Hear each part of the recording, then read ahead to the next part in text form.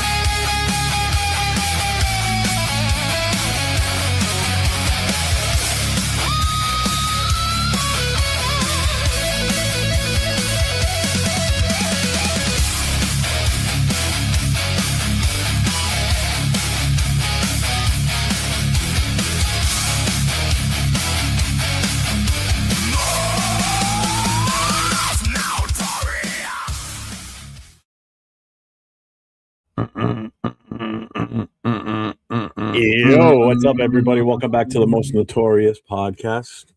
With only two of us tonight, we have no idea where Will is. He's MIA. Now, where is that fool? I don't know. No. Yeah. I gotta re-edit that video again. Yeah. It's too long. You think so? Yeah, you know what it is? It's the part where he's overlooked, because that's from Will. All those videos and images are from Will. Where he's overlooking the crowd when you guys were in Houston. Mm-hmm. If I could cut that down, if I can cut like 15 seconds out of that, that'll make How long was that? Where that is, that's like 20 seconds long. Really? Yeah, I can trim that up a little bit. No, you know what I was thinking right now? You know what the song reminds me of? Like a song from the movie School of Rock. Yeah, it almost sounds like Jack Black. It does. As I was listening to it, and you're saying that now, it's like, yeah, it does. It sounds like Jack Black. Right? I was like, it sounds like Jack Black or Tenacious D. Remember Tenacious D? Yeah. Yeah. Mm-hmm. The Pick of Destiny. I love that movie. Yeah. The Pick of Destiny. That one. Yeah. Especially the guy that plays the devil character. The song he sings. It's just when they do that battle. I never understood why that never became a video game. Like that would have during the Rock Band era or Guitar era. Yes. Could you imagine if they would have made that into a video game? Like during the songs, you would have played those songs like as a mission. Well, you know, it's funny if you go back and look through the credits of that movie, the people that were actually in that movie that you probably don't even recognize half the time. Like what's his name plays Sasquatch. Who? Big Sasquatch. Oh my God, not Danny McBride. Will Ferrell's stepbrother and Step Brothers. Okay. I know who you're talking about. Yeah. He's in that. What's his name? Shake and Bake is in that movie? No way. Actually, I can't even picture him now. Who's Shake and Bake? from Step Brothers. He's also in Bobby. Oh yeah, from Talladega Nights. Talladega Nights. Yeah. Yeah. Mm-hmm. Oh my God, what the hell's his name? The guy that plays Andy Duvane in Shawshank Redemption. Oh, Tim Robbins. Tim Robbins. He's the one that tries to catch them while they're in the museum, walking with the limp. I'm gonna chase you. He's like, you're not gonna catch me. Really? Yeah. That is hilarious, bro. I did not know that. Yeah. Well, welcome in everybody. Let's see who we got here. We've got Big Luck. What's going on, my guy? What up, man? I'm glad you liked your Maxx Crosby shirt, Big Luck. I'm glad I got to you safe and sound, brother. We got Mike Guerrero's here. What's up? Rorschach's in the house. What up, Hobo's Rorschach? here. What's going on, Hobo? Demokes, what's up, man? Yeah, because it's on our channel in 2 different ways. Yeah. Yeah. Plus, I had to move it back too. And we still don't know where Will is. He's MIA completely. Yeah, I don't know where he went. Yeah. Is prorated. Oh, Hobo's missing. Did he say? Oh, so okay. I'm glad he mentioned that. So Monday, y'all. Monday, we will be back with the new season of Boodle Raider podcast. Now that the free agency tampering period is about to begin, so we took a little time off. But Monday, we will be back on Monday. So yes, Boodle Raider podcast will be back on Monday. You just made Hobo happy. I'm sure. Oh, that's right. He's not the one that shoots his shots to Raquel, is it? Yeah, it is. That's him. Is it? Okay. Yeah. I know it's him and a couple other people, right? That try their lines and shit. Yeah. Oh, man, that would be funny. What's up, Daniel Berry? Let's see. Demokes, the guy who played the devil is David Grohl, the main singer for the Red Hot Chili Peppers. Yes. I was going to say, I know the guy from David Grohl, isn't he the one from Foo Fighters? Yeah. Yeah. Well, the guy that actually plays the bar manager is somebody different. He morphs into David Grohl did the voice, I guess you would say. Oh, okay. In costume, maybe. Yeah. Ja Raid is in the house. Oh, here we go. What do you say? Oh, here go the rumors. Free agency opening or traded. Okay. Maxx Crosby might be traded to the Bears. You didn't see that one, Ja? Come on, Ja. I was going to say that tonight, not that part, but I was going to come out and say that I really, really have a strong feeling that Max is gone regardless. He's not gone. He's not gone. He's gone. He's not. He's gone. I did watch The Rush after you mentioned it in our chat. Dude, how good was that? It? That was a good one. I forgot how much I love Rob Ryan. I've always liked Rob Ryan. Rex Ryan, not so much, but yeah. Rob, yeah. Bravo. I love Rex too when he was on the Jets, and then he made it like his mission to beat the fucking Patriots. I guess the one thing I could say I like about Rex is he doesn't hold any punches. Like he doesn't give a shit what he says. No. You know, and that's kind of my mentality too in life now. It's like I don't give a shit what I say and who I say it to anymore. Yeah, you know. But he's just I think he's funny, but Rob Ryan's awesome. Yeah, Rob Ryan's John cool. Leone. I like how they even talked about his hair. Is Money Chuck? What's up, Money Chuck? What's up, Lewis? What's going on, Lewis? Scream. Let's see. Big Luck. I'm too old for Raquel. Nah, you're probably not, bro. You don't realize how old Raquel is. What's up, Balon? What's going on, my brother?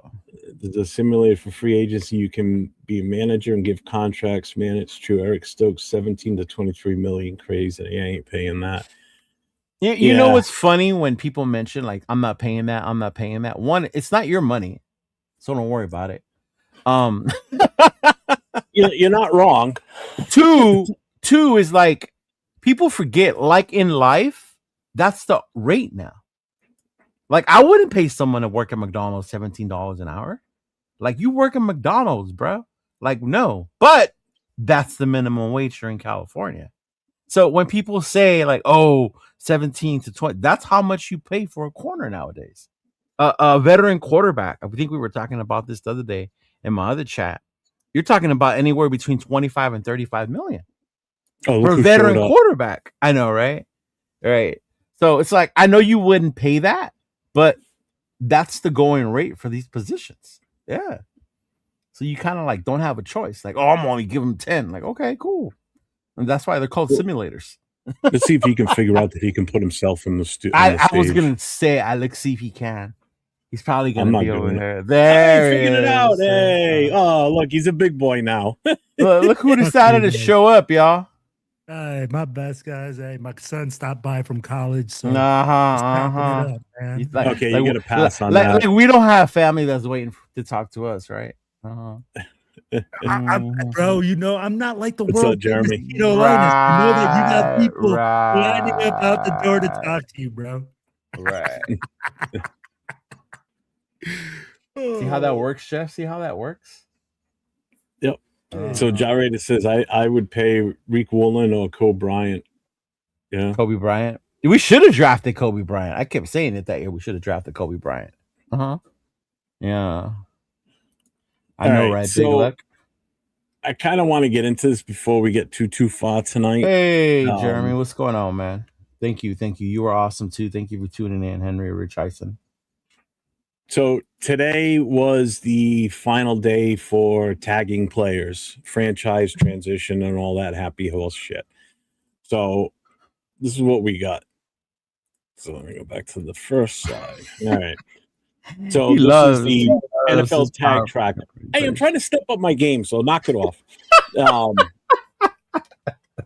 So, hey, man, I do, let's see, I do this show every other week, basically Wednesday, then Thursday, Friday, Saturday. So 5 shows a week I set studios up for and do the producing for. So I'm trying to make it a little bit easier for me to do these. So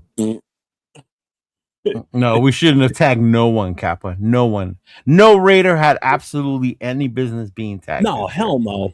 Yeah. Yeah.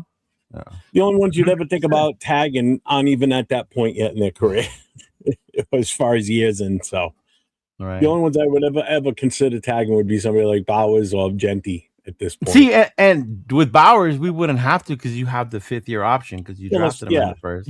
You have the same with Genty. Genty the same. The only thing would be is after that 5th year, you got to pay them. But yeah. So basically, all right. So there was only 4 players that were tagged today. Did Colton get tagged once in his career? Colton Miller? I don't know. I want to think Colton got tagged once. Yeah. Yep, did he? Got tagged. But then ended up working out a deal. I do want to explain a little something once we get to it because I do want to talk about even Jamal Adams' jaw. That's dumb. I do want to bring it up because some people are saying, about Lindenbaum not being franchise tagged. So I will cover that in a second because I got I got more information on that because it totally makes sense. So we'll get to that. But these are the guys that were definitely tagged today. So Daniel Jones, Breece Hall, George Pickens, and Kyle Pitts from the Falcons. So these are the 4 that were tagged. All right. So Daniel Jones, he's got a transition tag. His salary will be $37.8 million. He can see. That's what I mean about outgoing rates. That's what I mean about going rates. Oh yeah. See what I'm saying?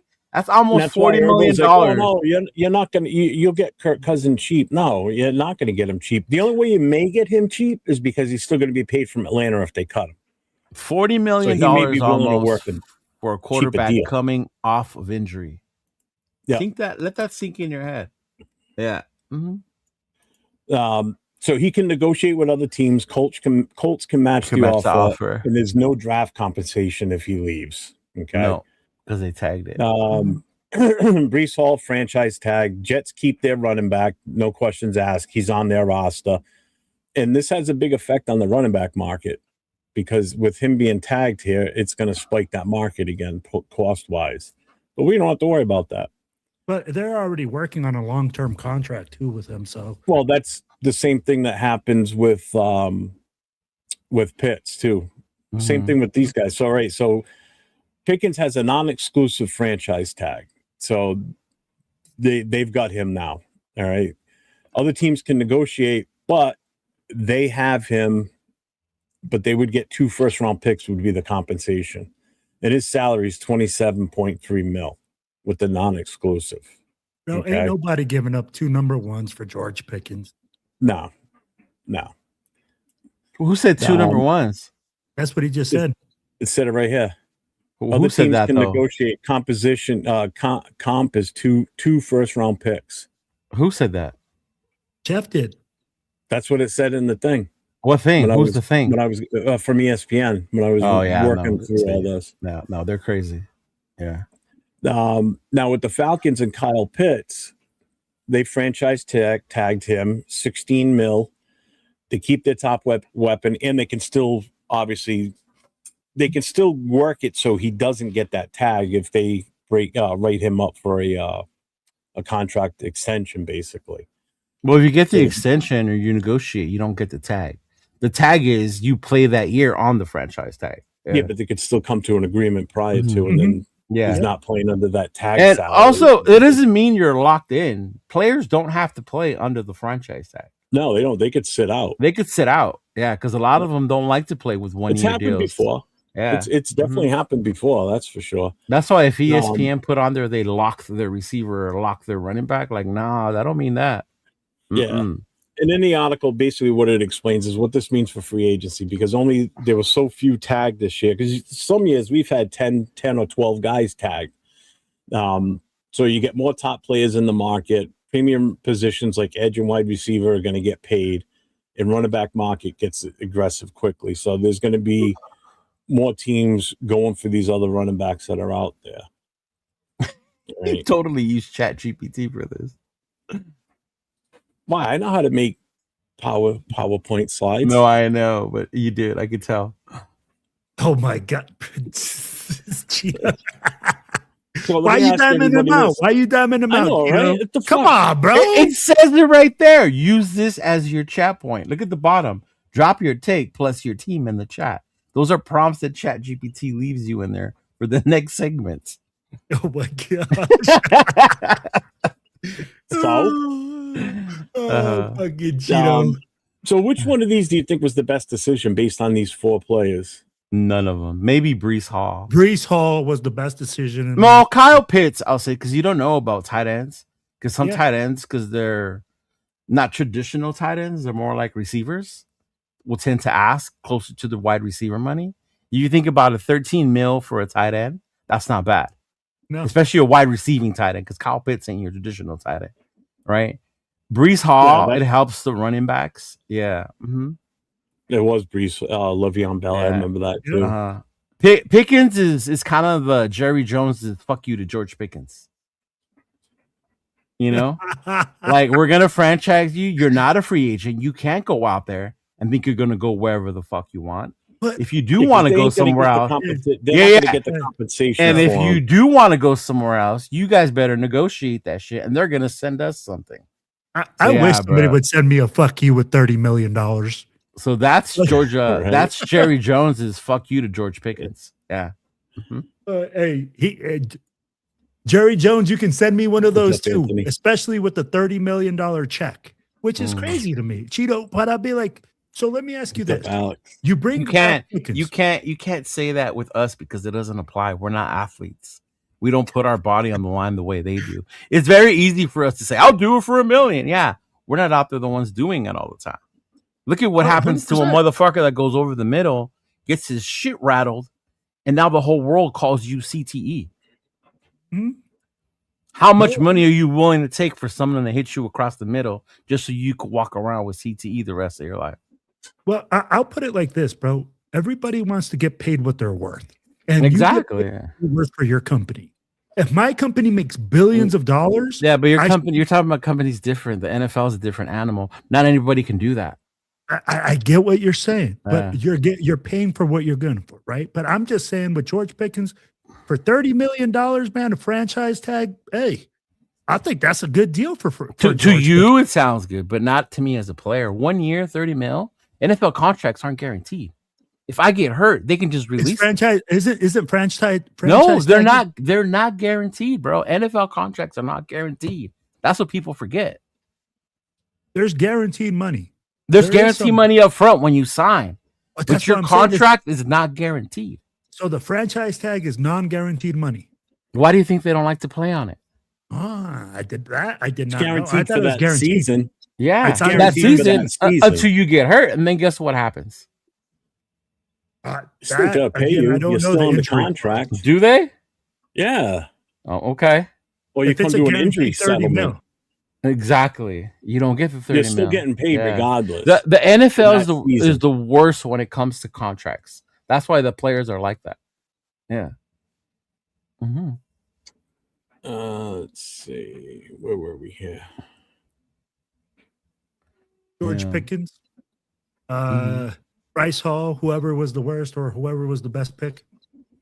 It is, but if you get hurt, they don't have to pay it all to you. There's way. Look at other players, bro. It's happened before.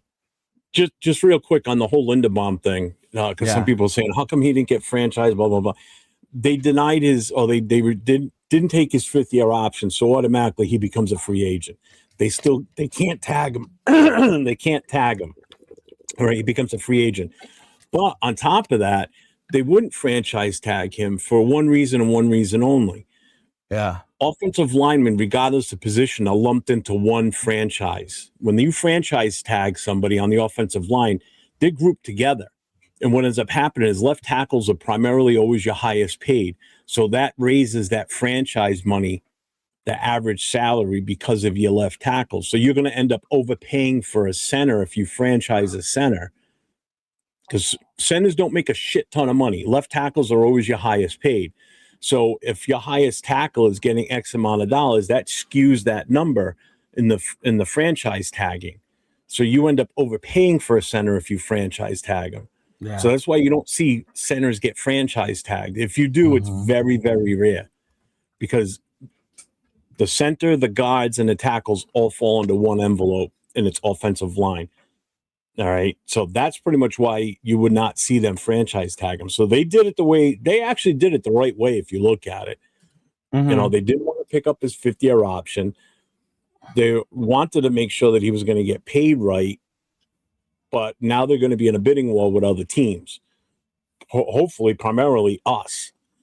So that's why he's going to fee in that 20 to 25 mil. But if he would have been franchised, that would have brought, if they could have franchised him, that would have brought him up closer to a 30 mil is what the going rate would have been for him. And that's a little too rich for my blood for a center.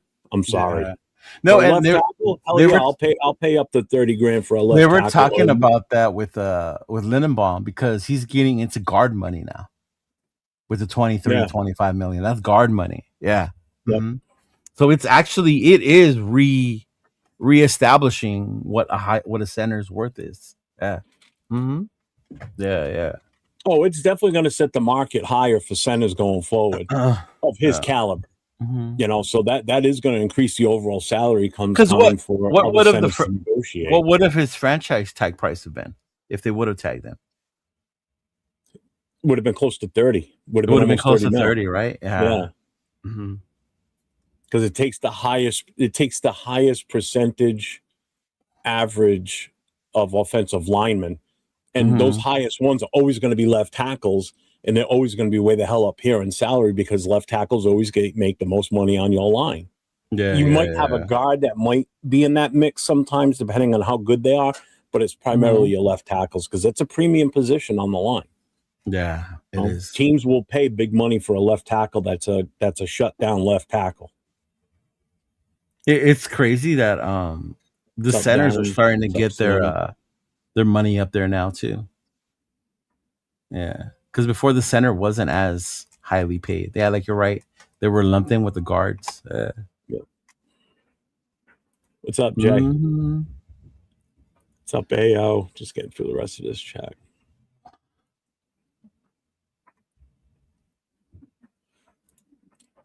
No, I'm not using it. That's how I organize everything. I get the information on my own, and I just move it all into that, so it's all nice and regiment. It looks good.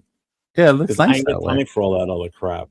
To do all the research and everything, I just put it in that to just finalize it and do it that way. And who cares if you did? We live in the era of ChatGPT. Exactly. Get used to it. Half the shit we're doing over in the Middle East right now is all AI anyway. So what the hell's the difference?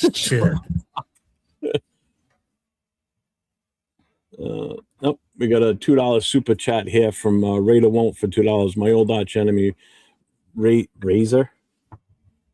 I guess I'm Razor Will now. Raider Will and Raider Won't. Yeah. Thanks for the super chat. Appreciate you, brother. Let's see. I think at best Cowboys should get the Patriots first for Pickens, and that's really pushing it. I wouldn't do it. Cowboys ain't gonna get shit for him. What's up, Cool Kev? No, if somebody wants him enough, they will, but they have to be able to control his off-field stuff or deal with it. You know what I mean?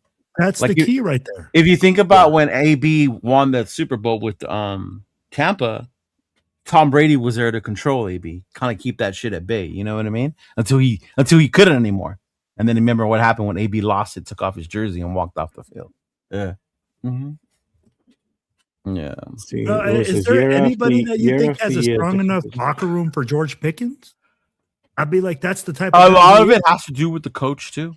Mm-hmm. Yeah, that's what I'm saying. I think Tomlin maintained them for as long as he could. Mm-hmm. And then it was like, you know what? After a while, let's just get something for this guy before we don't get nothing for him. Yeah. Mm-hmm. And how crazy is it that all these receivers that have a lot of problems like that lately was like AB comes from the Steelers? I wouldn't even say it's the Steelers, bro. Wide receivers in general are divas. Oh, absolutely. You look at the position. Yeah. Mm-hmm. Absolutely. Yeah. AB parade off field, Pickens tag.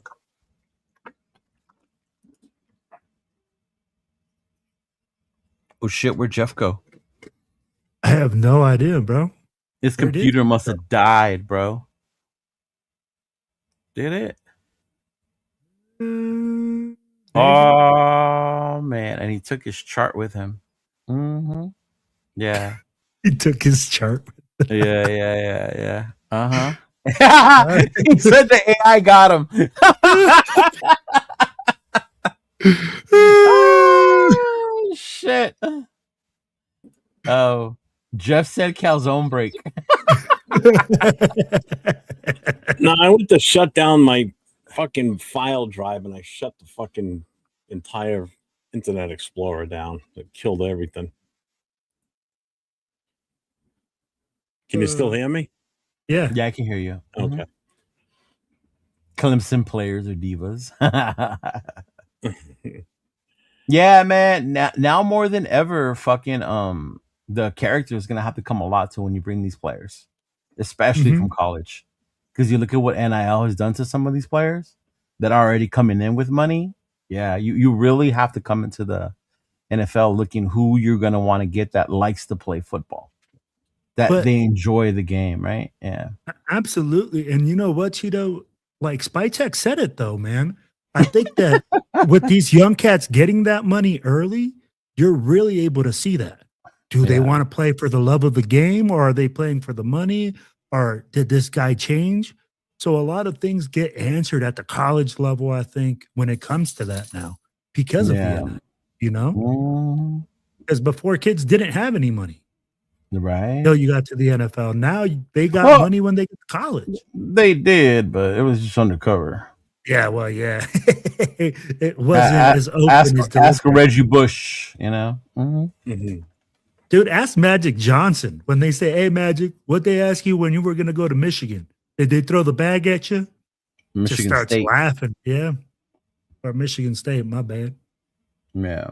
And he just started laughing. And he's like, yeah. So those were the only ones. That's shit. That list is getting shorter and shorter every year, Jeff. Which one? The number of people getting tagged per year, franchise tagged. They're starting to see it as not it's a big deal that only 4 got tagged this year, and one was transitional.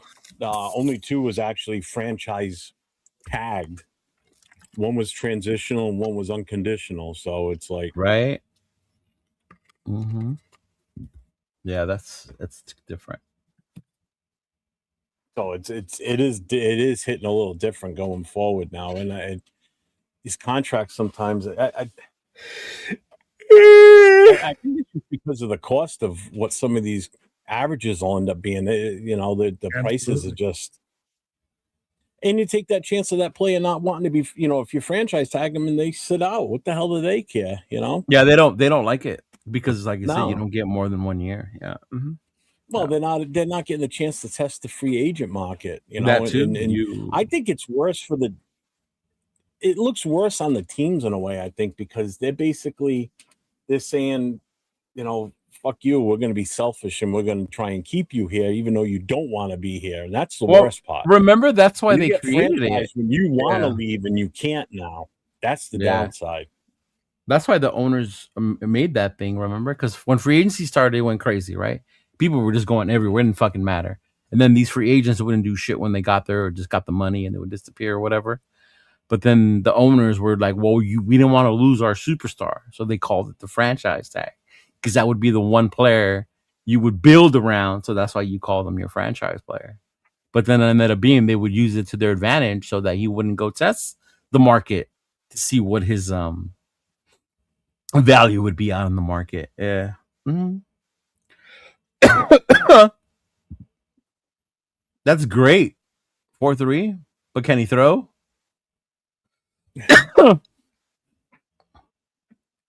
That's not what you evaluate a quarterback on. So no. Pavia. Did you guys see what Pavia said at the combine? About what? They asked him about his maturity, right? And he said I don't know if it was one of his coaches or one of his professors told him that your frontal lobe or whatever, it doesn't fully develop until you're 25. So the reason he's immature is because he has a whole year now before he will be fully developed, and that's when he's going to be mature. That was his fucking comment when they were asking him about his immaturity on the combine, bro. Hey, whoever is his agent needs to be fired, bro. I would literally be like, hey, you don't answer questions. You don't even look at anything because this guy, every single thing he does, bro, is making his stock drop. I think his birthday was like a few days before that. So he had it like 300 something days to be immature before it goes away. I'm like, really, bro? Really? Shout out to the franchise tag with a $2 super chat. I am Satan's ally in the NFL. Yeah. Mm-hmm. And that's what the owners were used it for. Yeah. Mm-hmm. Yep. Because Josh Jacobs got tagged, didn't he? Yep. Yeah, 1 year he did. Yeah. Yep. Uh-huh. Mm-hmm. Job rate all I heard from was blah blah blah blah blah. The fucking like the Charlie Brown adults. In other news, you know how we talk about certain people being distractions and shit like that. Have you guys heard about the distraction that Tom Brady's being? No, please fill us in. So, as your WWE aficionado in the group, our boy Tom Brady recently was he on Jake Paul's podcast? Logan Paul's podcast. Yeah. He was talking shit about how he's an athlete. He's that's cute. You're a WWE wrestler, right? Talking shit, whatever. My thing is like they're probably gonna bring Brady into WrestleMania, which is why they're doing this with Logan Paul. Today there was a video I saw him fucking working out Gronk with Brady for this like football thing they're doing in Dubai, right? And he started talking about Logan, and Brady just comes out of nowhere. Logan Paul's a bitch. Now, mind you, I'm not saying he shouldn't do that. Brady can do whatever the fuck he wants, right? But what do we talk about him being serious as an owner? That's not being serious as an owner. Right? I always said, Jeff, and you could witness to this, he's here and he's promoting his own shit while he's here. Well, yeah, because fucking you're talking about WrestleMania, right? Yes. It's in Vegas every year now. So of course that's guess what? It's another thing for Tom Brady to get his claws into to get his brand pushed even more. I mean, why not go on one of the most major sports entertainment things in the world, basically. They're worldwide more than the NFL is, I can tell you. And they always have a celebrity each WrestleMania. There's always like a celebrity one. Than to get the top musical talented guy in Vegas than fucking Tom Brady. Yeah, so I'm pretty sure they're gonna. I mean, you've even said it yourself. He's all over the place in Vegas, billboards, signs, the whole 9 yards. Yeah. Because they were promoting their the flag football tournament they're gonna have in Dubai. Yeah. Because I guess actual NFL players are gonna play in it, right? Something like that. Or ex-NFL players, stuff like that. Yeah. When is that gonna be? In the summer, I think. I think it's in the summer. Fuck, dude. I hope that shit's indoors. That's just indoors, right? Yeah. Bro, okay. Like, I was in a basketball league in Dubai, and we started our games at 5 a.m. The last tip off was at 7, y'all. Yeah. Okay, and you didn't want to play at 7 because that was the fucking hottest game that day. Cheeto, when you go back to Tom Brady doing all this other stuff, this goes back to like my thing where we started this. I'm tired of a part-time owner making full-time decisions. Right. That's the only reason I brought it up. Yeah. And we keep saying that. Like, bro, if you're going to be fully into the ownership, Mark Davis is out there saying, oh, we're going to run as Tom Brady and Spytech, like run the show. With you having all this sideshow stuff, with you having all these other things, how much attention are you really paying on football? Yeah. Like, and I get it, bro. Like, you can freaking diversify. You can have other people. You got people working for you, all sorts of stuff. But, bro, like, the main thing that Raider Nation wants from Tom Brady is for him to be a full-time owner and to do everything in his power to make this team. If he goes out there and does all these other things and we shit the bed this year, like, who are we going to blame? He's going to be all to blame for. We're going to blame Tom Brady. Right? So that's where I'm like, yo, man, I'm tired of a part-time owner making full-time. Big luck.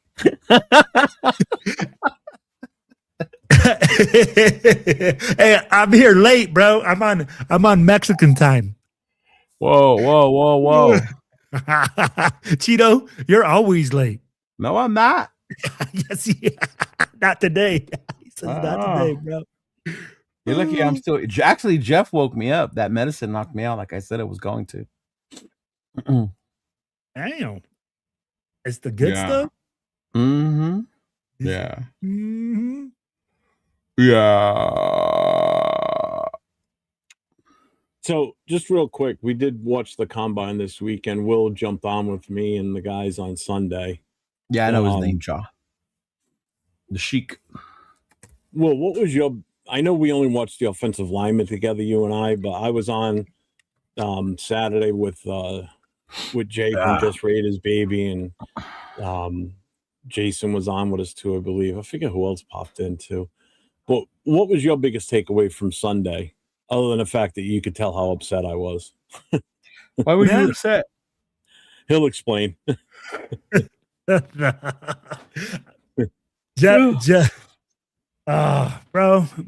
honestly, my takeaways from this draft is that there's a lot of guys with a lot of talent. I mean, like, obviously you see a lot of freak athletes now. I'd be like talking about just getting more athletic, faster, bigger, stronger.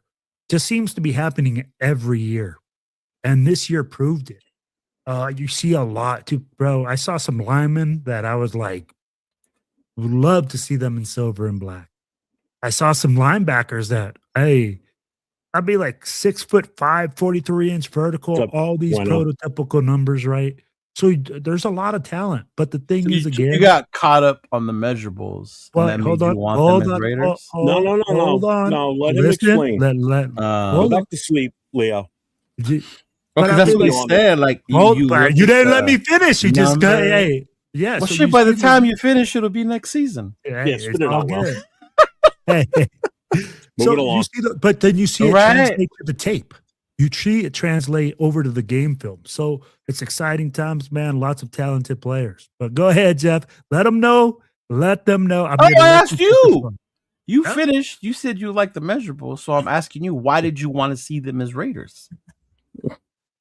What I said, because a lot of that stuff transfers over to the game tape So Did I'm it or does it? Or you hope it does? Yes. Does some it? of the guys, some of the guys, that I saw absolutely transfers. Okay. Linebackers from Ohio State. Those guys are big, fast, physical thumpers. Well, those guys were top guys anyway. But again, I'm like, I'm not. Hey, they lived up to the hype. Let's put it that way. Based on what they did this weekend, most of the positions, quarterback one being the weakest of them all, I think. Basically, did you guys watch Drew Waller? Yeah, he's probably the better one. Him and Beck were probably the top two out of that entire. I heard Beck threw pretty well too for the combine. And he did that. He was getting booed. Everybody, they were booing his ass every time he got up there. So why? Because they were in Indiana, dude. They were. I see. There. I see. Saturday was the biggest. So they get one title and they think they can boo people. Well, here's the thing. They're in Indiana, okay? That's where they do the combine. They just won the championship. You know, they had this undefeated season. Fernando was there. So all the Indiana fans showed up because they want to get a chance of seeing him too, obviously. You know, yeah, so I mean, it's the attraction. I get it. Yeah. You know, so when Carson Beck got up to throw, it was almost like watching the game because as he's getting, dropping back to throw the ball and, to the receiver, here's like I heard that. So crazy. Somebody was telling me it was like watching WWE. Yeah. Like every time the wrestler you hate, you just boo him. That's what they were doing. Yeah. Like, that sucks. They booed him and him only every single time he got up to do something, no matter what the skill was. They were giving him shit. Oh man. So hold on. Jacob Rodriguez is a fucking stud, bro. Yes, big luck. I hope we're able to get that guy in the second round. That's interesting because his measurables don't point to him being a stud. Bro, his measurables weren't that bad for the combine. Really? They were not that bad. Getting back to why I was upset. Why were you upset? And I actually there's a short out there on my channel from it. Because it's like I'm sitting there and I'm watching these offensive linemen on Sunday, and now I watched last year's offensive linemen too, and I can tell you right now, I see a bigger difference in this year's group than last year's group. Okay, I saw a lot more athleticism in this group, a lot more talent available in this group of offensive linemen early. Dude, how fast were those O-linemen, dog? That's crazy. Every position group this year at the combine was faster than any years previous. They were the fastest again this year, except for the quarterbacks. They were the only ones that were slow. No, not except for that one kid. Yeah, they finished second overall in combine history, but every other position group was the best ever. But watching all these offensive linemen out there going through these drills and the footwork and just their body movement, just the way they were handling themselves out there, I was getting pissed because I even said it in the show. I said, this is pissing me off. And Will's like, why? I said, because we're not going to get a shot at any of these guys. We're going to have no shot at bringing in a top talent on the offensive line that could help this team for the future. This is what's aggravating me is that we can't make that move to get one of these guys. Like, there's no shot of us getting, like, say, Duneker. I just don't see it happening. We'll end up getting an offensive line at some point, but it's not going to be until beyond the third round because we're going to have to go heavy defense, too, because of us making that switch. We need bona fide linebackers, 100%. And, yes, it all depends. Thank God free agency's first, because then you're really going to know what your inadequacies are going into the draft, and then you can address those major needs. Yeah.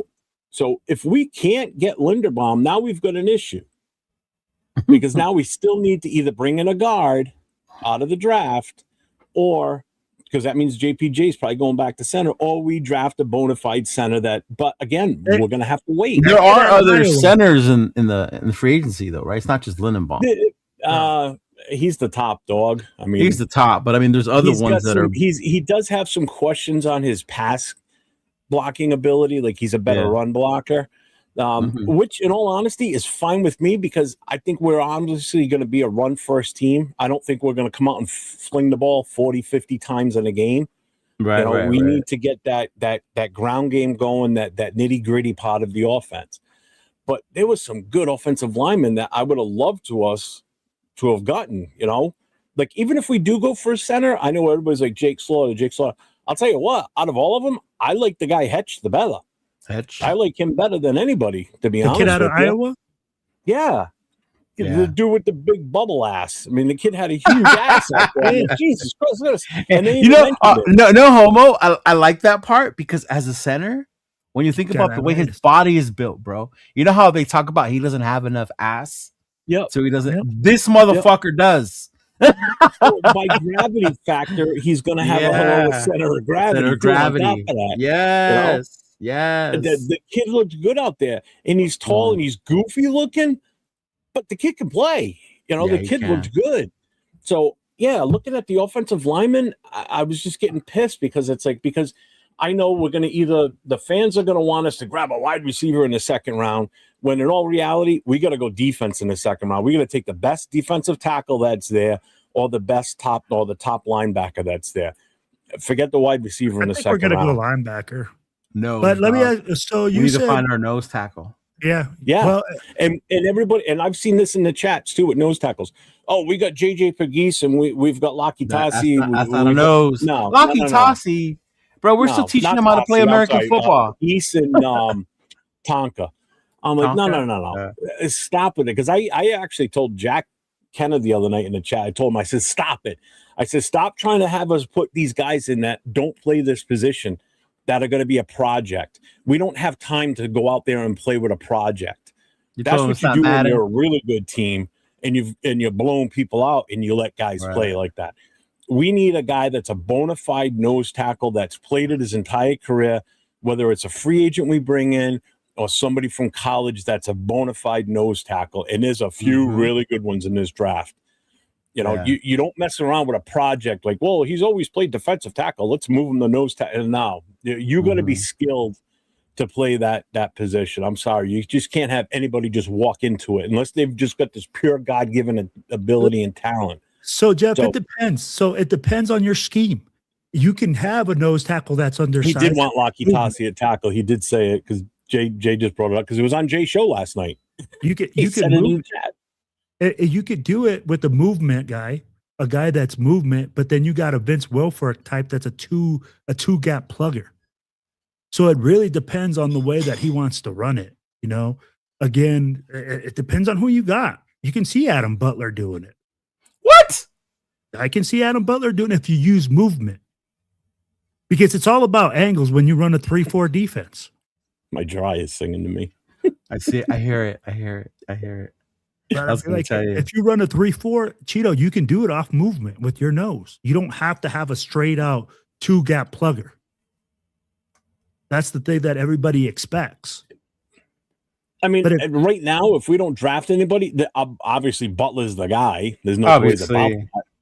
Or I would hinder at Pegues too. Well, maybe more Tonka. Yeah. Either way, it's going to be a project. You're gonna, of course, 805. But the thing with project, Jeff, I don't mind it being Tonka or Pegues at projects, because look at where we drafted them. You could draft guys that later and expect them to be project developmental players. My problem when we draft project players, when we draft them in the second and the third round, those should not be fucking project players. And I agree. Yeah. I agree. Like, that's the frustrating part. Yeah. Well, and that's the other thing we have to think about now, too, is if we're going to use these guys that were drafted way later in the draft, so they weren't necessarily drafted with that intent that they're going to play nose tackle, because we didn't have a nose tackle prior to this season. Right. Now we're going to have a need for one. And we're going to have a need for extremely athletic linebackers, too, which we don't currently have on this roster. So you mean the Bergs aren't as good as people have been saying? The Eichenbergs? No. Not for a three. Not in this system. Not in this system. No. Not in this system. They're required to do different things. And I'd be like, honestly, your linebackers have to be able to take on a one-on-one block on the second level. And the other guy scrapes over. So that's what you're looking for. You're looking for two thumpers that are going to come down to the box that can cover. All for Jeff to say trade back. Well, that's what Jeff upset. What's up, Dixon? So that's what they'll fight. So you're saying trade back? Yes. Yes. Yes. Yes. Yes. Yes. Yes. Yes. Yes. Yes to the motherfucking yes. So it's funny, like what you guys noticed on the combine, and what I noticed, and I thought it was not hilarious, but the sad part of it, because we talked about why people don't go or why people don't participate, right? How it can hurt you. And it's sad to me when you look at someone like Ruben Bain and then his measurements. People got so caught up in his arms, right? And then you saw posts all over X and internet, all everywhere, how no defensive player has ever gotten more than 8 or 10 sacks, right? With that arm length of a player. So then that makes people think like, well, is Ruben Bain that dude after all right? Or is he just excelling because he's playing with college guys? And then I think the one that sucked to me the most was the safety. What's his name? Caleb Downs. Caleb Downs, bro. Degenerative knee disease. The thing with his medical. Mm-hmm. With his medical, right? Like you look at the combine some of these other dudes had. The kid from Ohio State, Sonny Styles, is that his name? Yeah. That motherfucker like elevated himself to like he was the combine war. He was if Underwear Olympics had a winner, a gold medal winner, it was Sonny Styles. He was the fucking Olympic gold underwear Olympic winner of the combine this year, right? That was him. But then it hurts someone like Caleb Downs because shit like that comes up. And then you don't even know if it's real. Remember when I talked about what happened with CJ Stroud? When it came out that he tested so low on the Wonderlic, so he doesn't have it appear to be an NFL quarterback. So then he had to go out and prove himself to be drafted as high as he did. Yeah. Mm-hmm. But yeah, dude, I'm with you, Jeff. The way these motherfuckers are so much more athletic, it's crazy to see more linemen athletic than what we have on this roster right now, with the exception of JPJ. The way the linemen move side to side vertically, offensive and defensively, right? It's fucking insane. And I know everybody's going to say, well, they were in shorts and a T-shirt. Well, not for no. Yeah. They were. 90% of the time when they're in practice, that's what they wear anyway because of NFLPA rules, NFLPA, whatever the union rules. They can only practice like one day a week in full pads. So 90% of the time they're in shorts and T-shirts and a fucking helmet on their head. So what's the difference? Yeah. But watching their footwork and just the way that they ran their drills on Sunday, I'm watching these guys and I'm like, why we're not going to get a shot at some of these top-notch guys that could really help this offense. If Kubiak's as good as he's supposed to be with the offense, I can't imagine him saying, yeah, the guys we have, let's bring in Linderbaum and then that's it. We'll be good with what we have. No, no, I'm sorry. Right. I still think they're going to be able to bring in quality guys. I don't know. I think we're still going to be able to get quality linemen in the 3rd and 4th round. You can. I'd be like, I think we're sitting here so saying like we're not. Do you guys think we get so caught up that it has to be a 1st or a 2nd round pick? Yes, I forget that not all 1st and 2nd round picks are. Yes, Cheeto. That's not what I'm getting at. That's not what I'm getting at. I'm talking about not having enough picks to fill the spots we need. And everybody's like, oh, I got 10 picks. Yeah, we got 10 picks, but we've got so many other needs. Like, look at now we're going to a 3-4 on the defense. We need to address so much on the defensive side that some of the offense players that we're going to want out of this draft are going to have to fall by the wayside possibly, unless they fall into our lap at some point and they're too good to pass up, which I highly doubt. But 10 picks is a lot. 10 picks is a lot, though. And it is a lot. It's a lot, but hear me out. So no, hear me out. Hang on. Go ahead. So yes, we only have 10 picks. Okay. Only we have 10 picks. Okay. We've got 21 free agents that we have to address. That's 21 active roster spots that we had last year. Right. That we have to make amends with. We either got to keep them or we're not going to bring them back. All right. So that's 21 spots right there you need to fill, whether it's in free agency, draft or undrafted free agents after the draft. Right. Which, the chances of any of those undrafted free agents making the roster and having an impact towards that missing 21 is like, what? A 1% slim. chance? Yeah, it's slim. Okay. Yeah. Mm-hmm. They're there for cannon fodder to just get beat up on in practice by the good guys. People end up falling in love with those good. It wasn't Cedric Jackson an undrafted? But that's an anomaly. Well, he only looked so good because we were just so bad at wide receiver. So anything we put out there, we had. So okay, So it's just having all these needs and not being able to get quality players, and that's what I'm talking about. It's about getting quality players that can have an impact. But I think the thing is, the system is set up you're not able. Like 10 picks is a lot, but free agency comes first for a reason. Mm-hmm. Right? You can't go into the draft expecting that's how you're going to fill those roles.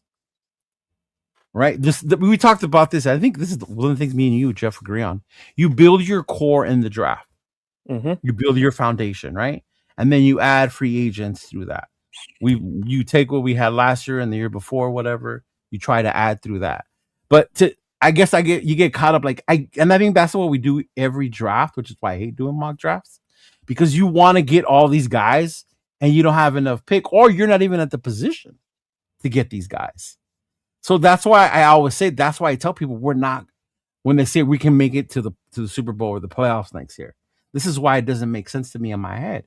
Because to your reason, all those holes, it's a lot to fill in 1 year with quality players. Will the players be better next year? I would hope so, because they weren't that good last year. But I mean, that's why it starts with free agency. It has to start with free agency.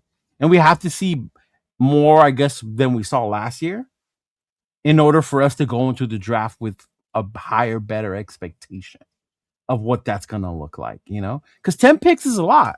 And I get it. Use 21 open spots. Our roster only has, 24 people right now? Right? That are actually signed to the team? Well, if there's 21 open spots, there's a 53-man roster. So that would make it like 27 or something that is signed to the team. Thank you. Mm-hmm. But I'm with you there, Cheeto, where we're going to address a lot of those issues in free agency by bringing in players. You have to. You have to, right? Yeah. But we still have this mystique. Jeff, I can't answer who because that's on Spytech. Spytech is the one that's saying, "Hey." And you're right, but again, we still have to hope players want to come. Like, let's say they say Matt McGovern is a good enough center, and that goes back to the quality, though, because you're talking about quality or players that are going to fit the culture of this team. Because what is the quality player, right? Because when you say we hope, that's why I brought up Lindenbaum. If Lindenbaum doesn't come here, is it over for us at center? No. Or are there other centers in free agency? Matt McGovern. You've got one in Buffalo, Connor McGovern. Yep. There you go. My next choice. And isn't all of Cleveland's O line like all 5 of them free agents? Yeah, there's a lot of free agents, man. Actually, didn't they just trade one away? And I think they traded one away. yeah. Right. So but I think that's what I'm saying. Like we have to get so away from the names of who, and realize that when they bring these guys, the kind of guys they're looking for is key. 100% right. Because a lot of people will say Pickens, they'll say Pierce, all whatever, right? And if we bring in Pickens, then everything Spytech said to me this offseason is bullshit. It's bullshit. Because that's not a guy who wants to play football. And I think that's why I'm excited more about free agency. Because now Spytech can't say I was locked up because that old guy was here. That was the excuse last year, right? Peter Carroll was here. They did what he wanted to do. He wanted me to go get Geno. I traded for Geno. All that other bullshit, right? Now it's like, okay, bro, this is your time to bring in the dudes you said you wanted to bring in. And that's why free agency to me is just as key as that draft that's coming up, big dog.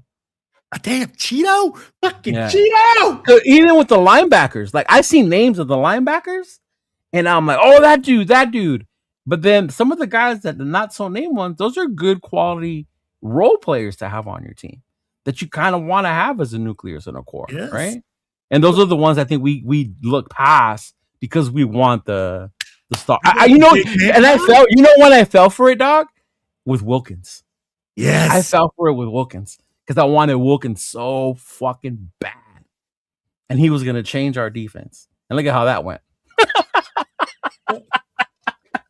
And Jeff, I'm gonna say something that's like, check this out. The guy from Indianapolis, he was from a third freaking division school.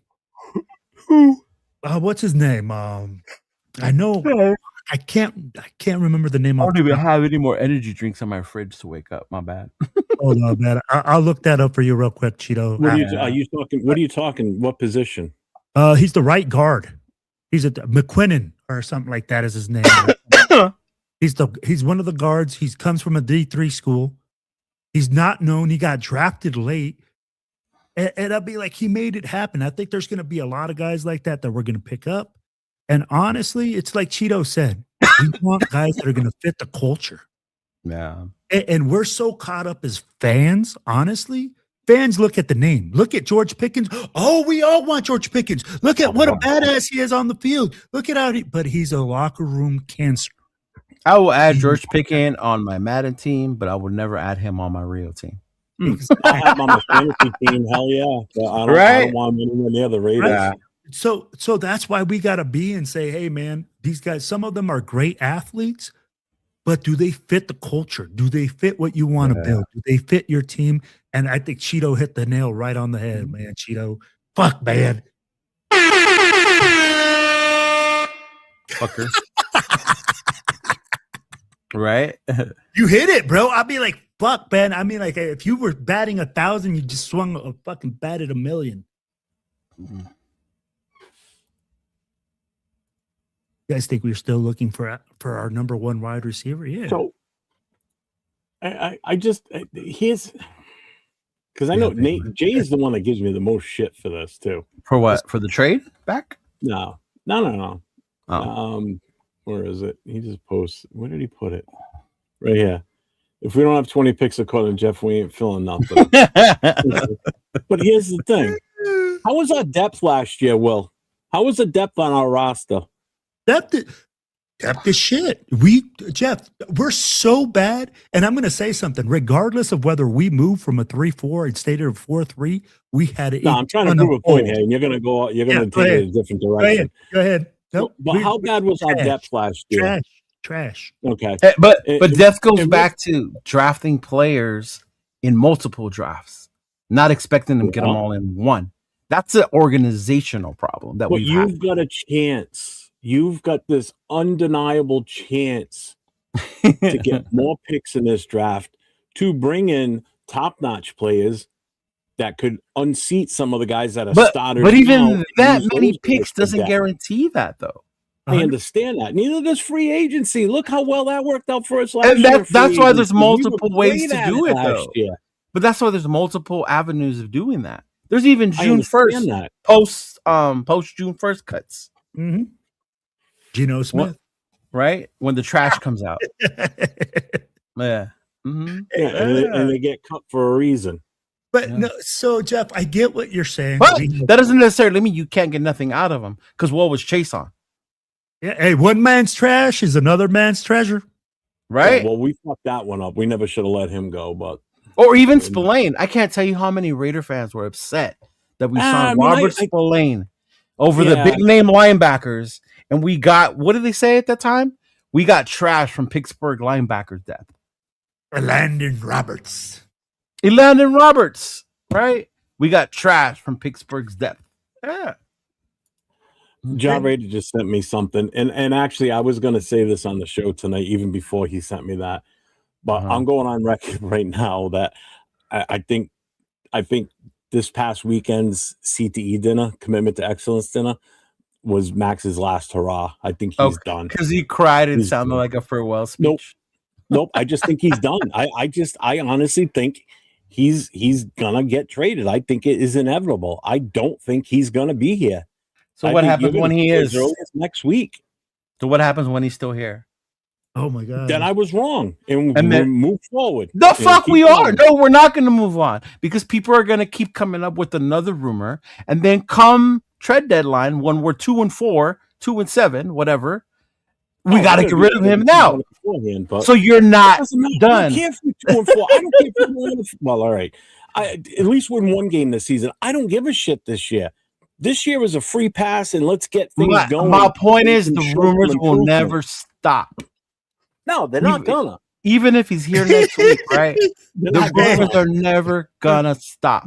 So even if you stay on here by next week, and I ask you what's gonna happen, then I'm done with it. No, you're not. You're not gonna be done with it. Chido, I love this because guess what? Maxx Crosby comes. They're like, oh well, if he just comes out and says he doesn't want to get traded, we'll stop talking about it. He does it every fucking year. Says, hey, I want to be here. I want to be a Raider. There were only so many times I had to tell that bitch, I'm not cheating. Yeah. Okay. No, 100%. Tell me, right? That, bro. Like, before I said, you know what? Fuck you. I'm out. Shit, I'm out. Banging everyone. Yeah. Shit, call your sister. Number one. Yeah. Raymond Des says, do you guys think we are still looking for our number one? Oh, we have to, bro. We don't have one passing option, and we don't. We don't have. Yeah, we don't have a number one wide receiver. We don't have a number one. And that's why people saying Shaheed. Oh, let's bring Shaheed in. Shaheed's not a number one. He's not a number one. He's a special teams change of pace wide receiver. So he's a better somebody. Yes. In Samoa's show today, I was watching. Shout out to Samoa and Joe Morley. I was watching their show this morning when I was driving. Somebody said that about Shaheed not being a number one. Their response was, "You must not have seen him when he was in New Orleans with Carr, because he was like Ruggs when he was with the Saints." Okay. Shaheed also benefited from having other guys around him that were number ones in New Orleans. Right? So when you have other guys that take coverage away from you and let you operate, you're going to look a lot better. Here, we Jason, right? Huge. The only one we got is Brock, bro. Yeah.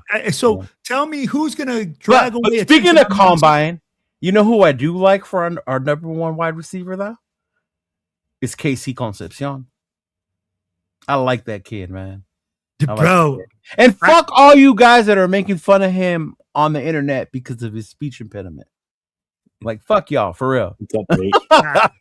Bro, like his like I can't disagree with you. Like, bro, he looked good. Yeah. He looked real good. I know Nathan wants Makai Lemon, but that's a dream. That's not happening.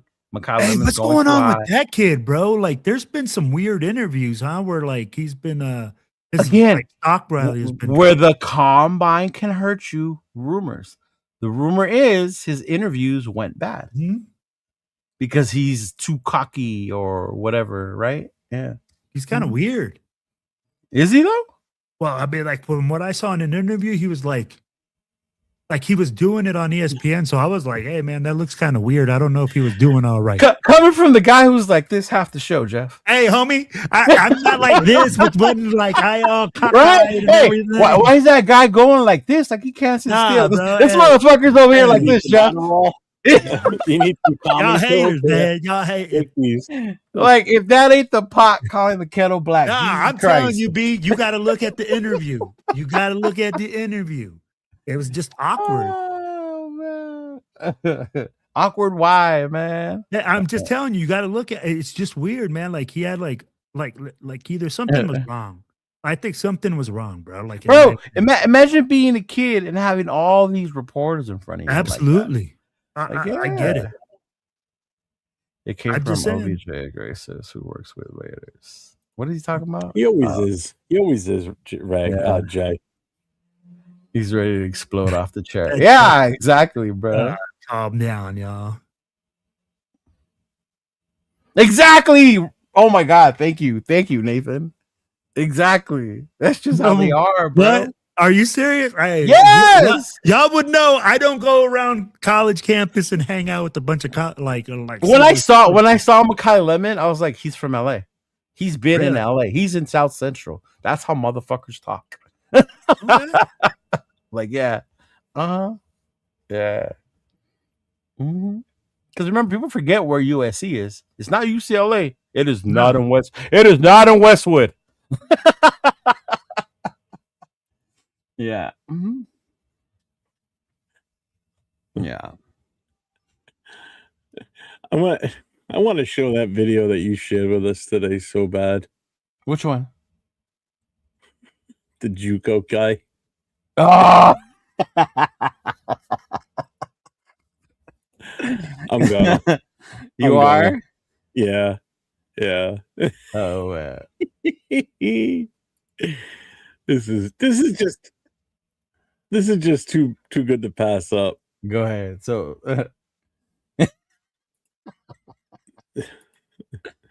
Oh my gosh. Let's just blow this right up. There we go. Get us off the screen.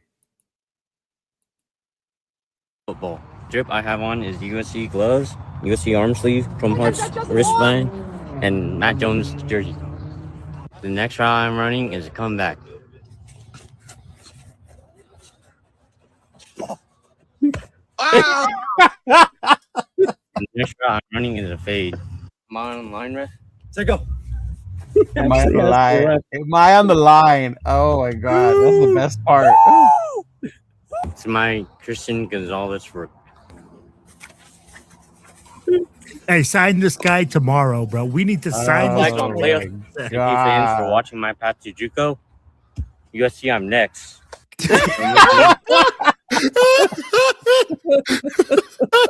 Honestly, when I saw the USC part, I'm like, I have to send it to y'all. I have to send it to y'all.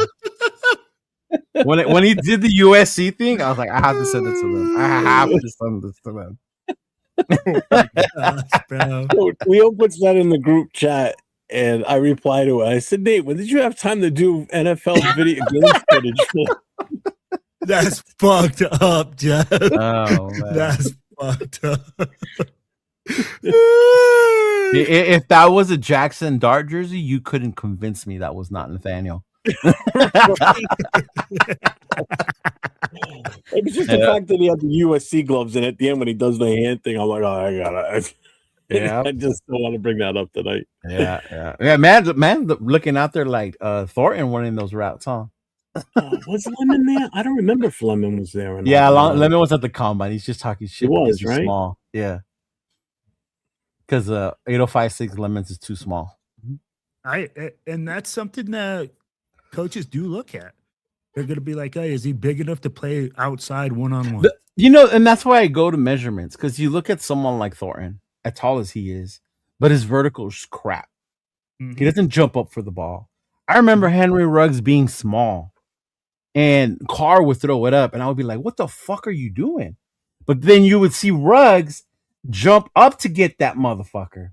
And I would be like, oh, okay, Ruggs. I didn't know you had that in you. Yeah.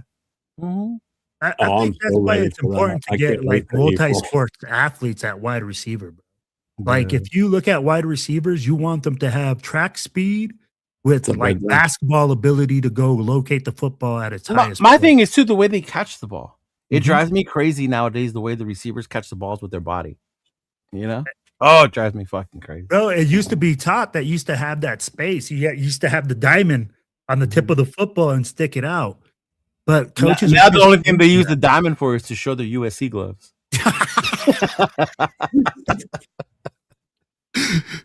Oh man, what were his combine measurements, by the way? Hey, Nate, show us that blazing 4.40, Nate. I need a video with your blazing 4.40 time. And since when are we criticizing people running 4.4 or 4.5s like that's like turtle speed? It's incredible because that's the insanity of this year, bro. Right? Like literally 4.5. Like when Jacob Rodriguez 4.540 at linebacker, bro. That's a sideline to sideline linebacker. I did see him, Kev. I saw Branch. He was the one that actually had a one-on-one interview with. Yeah. Hey, he went 4.35, bro. But he's is that what Branch won? Yeah, that's what he ran, a 4.35 40. But he's 5'8", 180 pounds. Yeah, that's small. I'd be like, is he able to?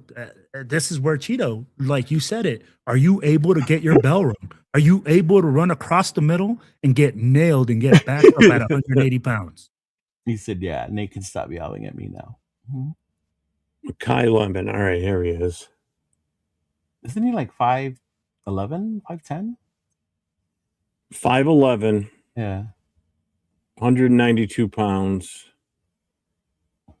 Man, that's a lot bigger than. And Mackay was what, a junior or sophomore? He's a junior. So he's 20? It doesn't give me his age. 2021. The dude still hasn't grown into his man body. Nope. Yeah. Yeah, Zechariah Branch Lewis. We know about him. He's one of the ones I've had my eye on too. Mm-hmm. Yeah, he ran that 4.35, bro. Especially because of the lineage to Cliff Branch. That's his uncle, right? Yep, his great uncle. Lance Zierlein, NFL analyst, compared him to Amon-Ra St. Brown. That I've heard that being his comp. St. Brown. Which is not bad. That's not a bad comp, bro. I don't see his I don't think he did anything with the he didn't compete at the combine. No, he just did his I'm looking at it right now, and let me check again. Wide receiver. Don't dart with my USC receivers.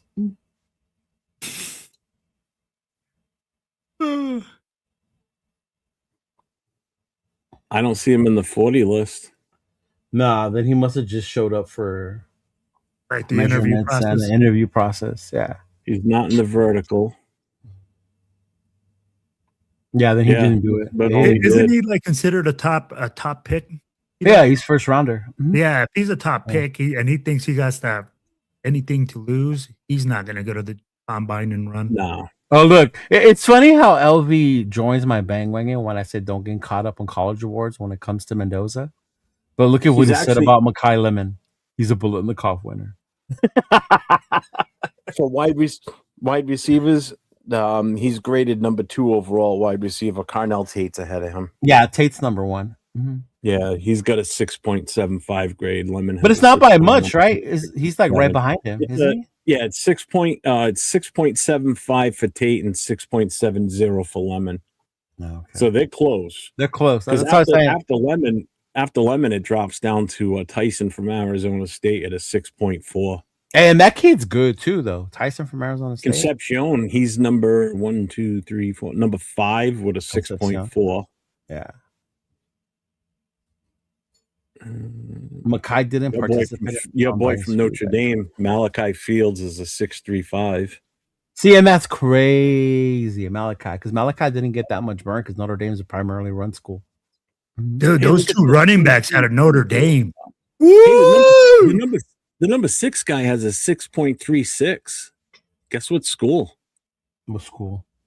Indiana? Tennessee. Joe Carroll? Oh. Tennessee, they're best. They're the best. Oh, fuck Tennessee wide receivers. So done with Tennessee wide receivers. Hey, so talking about running backs, do you guys think we draft one? Because Kubiak did say we go 1-2 thumpers. Look, man, I'm gonna tell you this. Yeah, coach. We used the number 6 overall pick last year.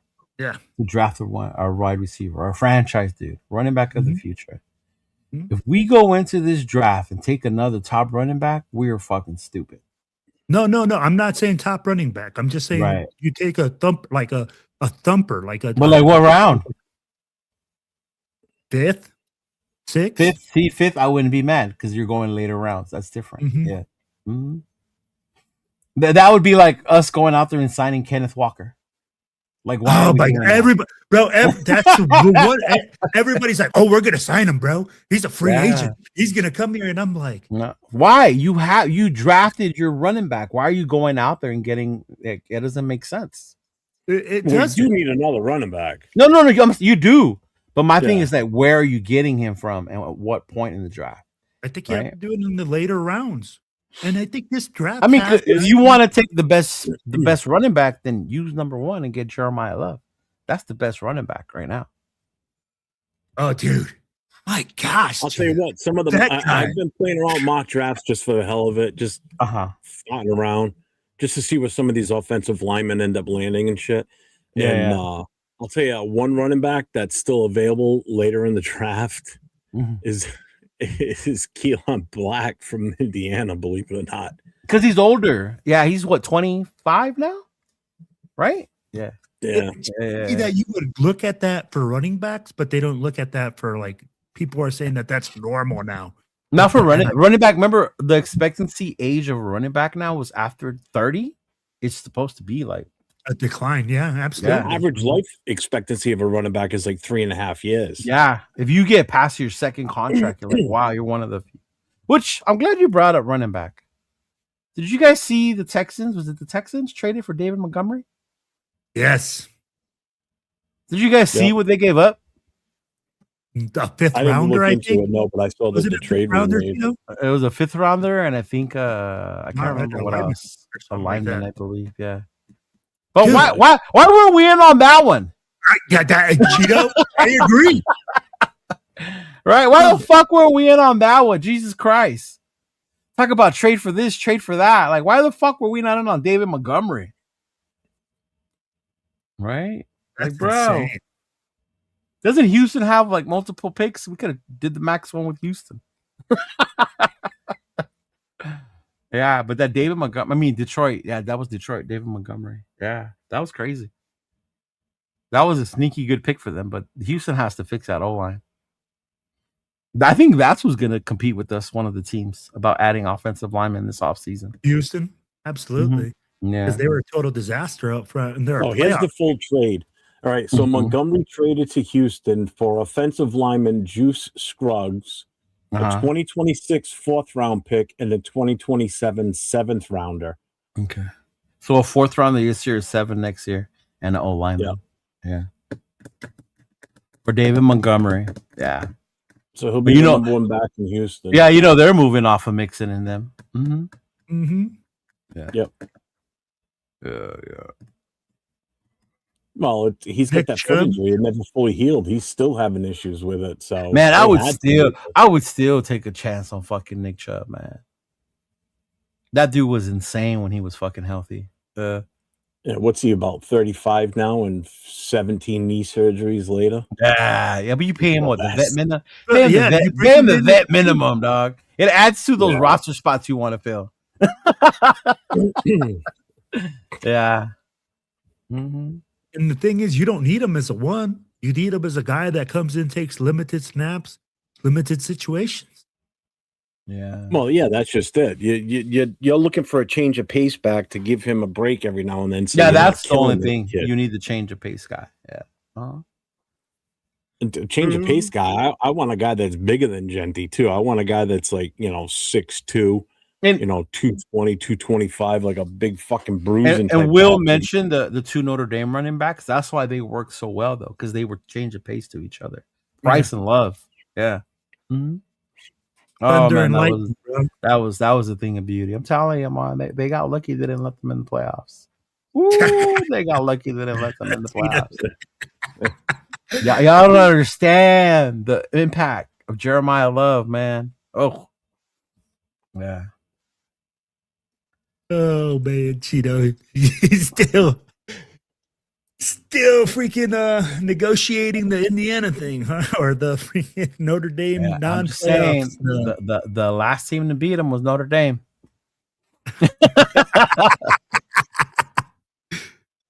Oh, there, cool. Kevin's saying a Tyrone Wheatley type black. Absolutely. I mean, we need a bruiser, man. I mean, like, but isn't the whole thing with Genty though? Isn't that his style?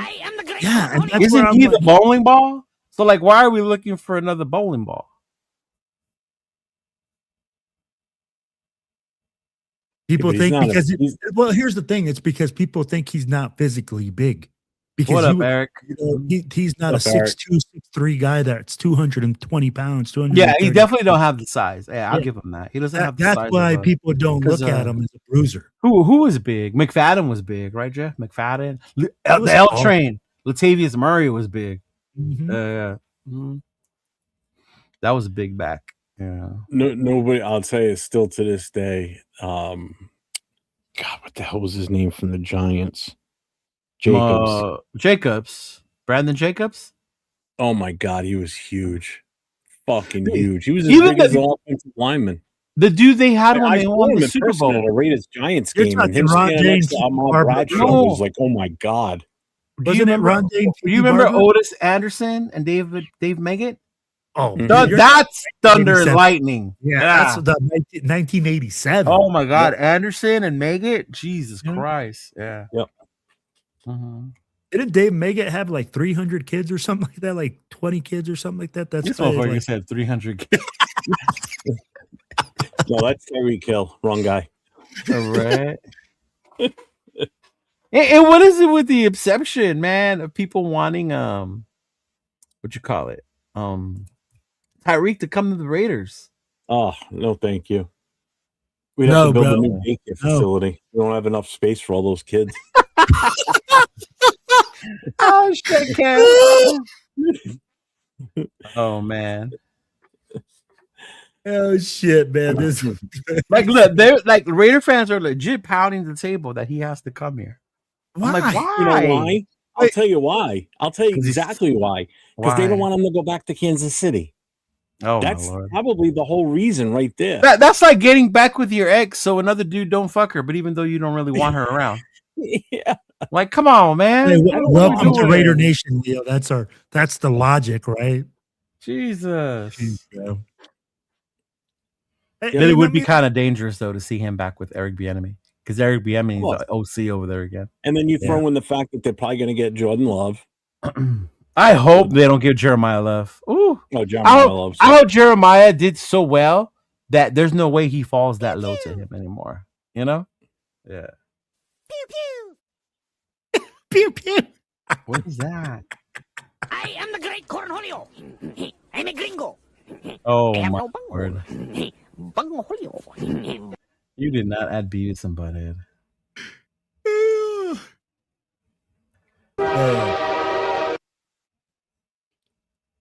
Get off the tracks, man. I'm coming through. This is what Jeremiah Love is be saying. I'm telling you, bro. I'll be like, when I saw that dude, woo! I mean, speed, size, power, and then you see the game tape. Oh yeah. Why weren't you guys in the playoffs, Cheeto? Jamal Calhoun, thanks for the $2 super chat. Tyrone Wheatley. Tyrone Wheatley was I loved when he was with us, man. And even towards the end, he would just do short yardage. Remember? Mm-hmm. Yeah. That was a super chat on your channel, brother. Thank you. And then Zach Crockett was another short yardage guy. Remember Zach Crockett was like Mr. Automatic. Yeah, I just remember him all the time doing this as he was running. When he would get in the end zone? Yeah. I'll never forget that. Larry Kinnebrew. Yes. Yeah, I'll tell you, Christian Okoye was a monster too.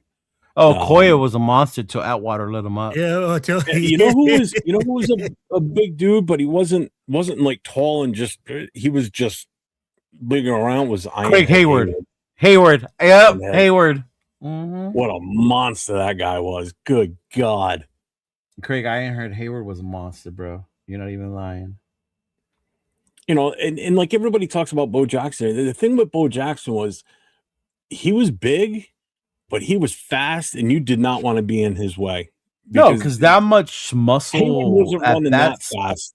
Yeah, at that speed. Bo at his size coming at you at full speed. Oh, good God. Hey, no, bro. He's going to kill you.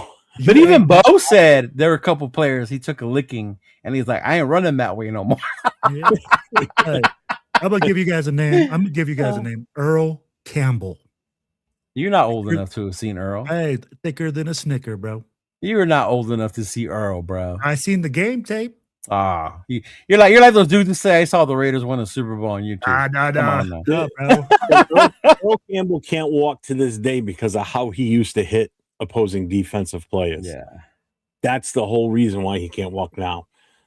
Because he would put his head down and literally go head first into their chest.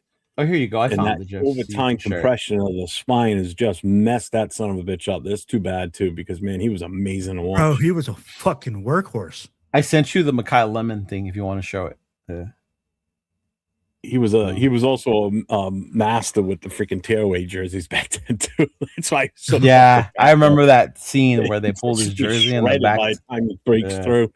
What's up, Raider Outlaw? He says Raider fans keep forgetting that we will never sign a player or coach. No, we won't. Domestic violence issue in the past. We will not, bro. There's a reason they do the Freddie B. Bolitnikoff dinner for they will never ever. Yeah, really. That's why I as much as I wanted Bieniemy, that's when I learned about why we can never bring Eric Bieniemy over here. I was like, why don't we give Bieniemy, like, what the fuck? Like, why? And then they told me, and I was like, oh, okay. Yeah. All right, let me play this. Bring this now. up. Those of you who are from LA or the South Central area, let me know if this is weird to you or that's just how motherfuckers are. Talking about this guy. Oh, I did see this. Yeah, I saw. I did see this. Mekhi Lemon tank his draft stock at the NFL Combine? Mekhi Lemon, who was the Bolitnikoff winner this past college season, is projected to go in the first round of the draft, even a top 20 pick. But there's reports now going out that he apparently bombed his interviews with teams. One scout even said that they didn't even know the motive behind Mekhi Lemon's interviews at the Combine. And when you look at this video, when Mekhi Lemon was talking to the media at the Combine, he showed off a bit of a weird demeanor. And even this video of Mekhi Lemon was also going viral because of the strange demeanor he was showing off. And here, Mekhi Lemon was completely ignoring the coach that was trying to teach all the receivers how to run the drill correctly. Just look at this video. Mekhi Lemon's not even paying attention to a single word the coach is saying. He's just in la-la land. Coach told the receivers they had to run 3/4 their speed, but instead, what does Mekhi Lemon do? He runs 1/4 his speed, and the ball is thrown over his head. I don't know what Mekhi Lemon's doing, but if he's trying to tank so he could play with a better quarterback, then you know what? I guess it worked. Did USC's wide receiver Mekhi Lemon? Crazy, huh?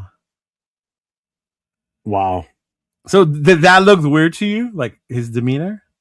Yeah. That's how motherfuckers are over here in that area. That's fucked up. Mm-hmm. That's how they are. Yeah. I thought it was going to play him talking too, because when he talks, he sounds as oh, bro, it was even weirder. That's why he sounds just as lost as he did when he was running that route. So he did run the routes then. That's how you say hit him. So he did participate. He partook in those drills, but it's not one of the measurables they can. You know what I mean? It does. That's for film purposes. I heard that participation. I was watching somebody. I forgot who it was, and one of the coaches. They asked him, "What are the things you look at on the combine?" He's like, "We know these kids are good athletically, but one of the things that people don't know that they look at is their ability to listen and follow the direction of coaches." And I've said that, and that was one of the keys that I to the combine was. The other thing you got to pay attention to is how well these kids follow instructions, because they only explain it one time. They'll run it through with one player at half speed, and then you better have been paying attention, because if you didn't, then you're going to miss out. And obviously he wasn't paying attention. And of all coaches to do that in front of, he did it in front of a Patriot coach.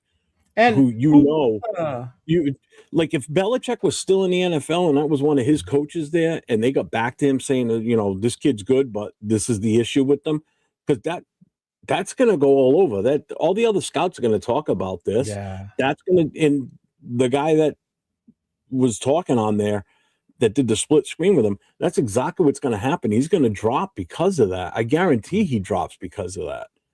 It just shows that. Or does he? Or that NFL teams don't give a fuck as long as this kid can ball. You've seen how teams react to certain players and the way they handle themselves. The only one I've seen that happen to is Shador. Who else? Oh, I'm sure you can remember. There has to be others. I can't imagine there's not. In the chat, if you remember someone that happened to remind me. Well, yeah, that was an off-field issue.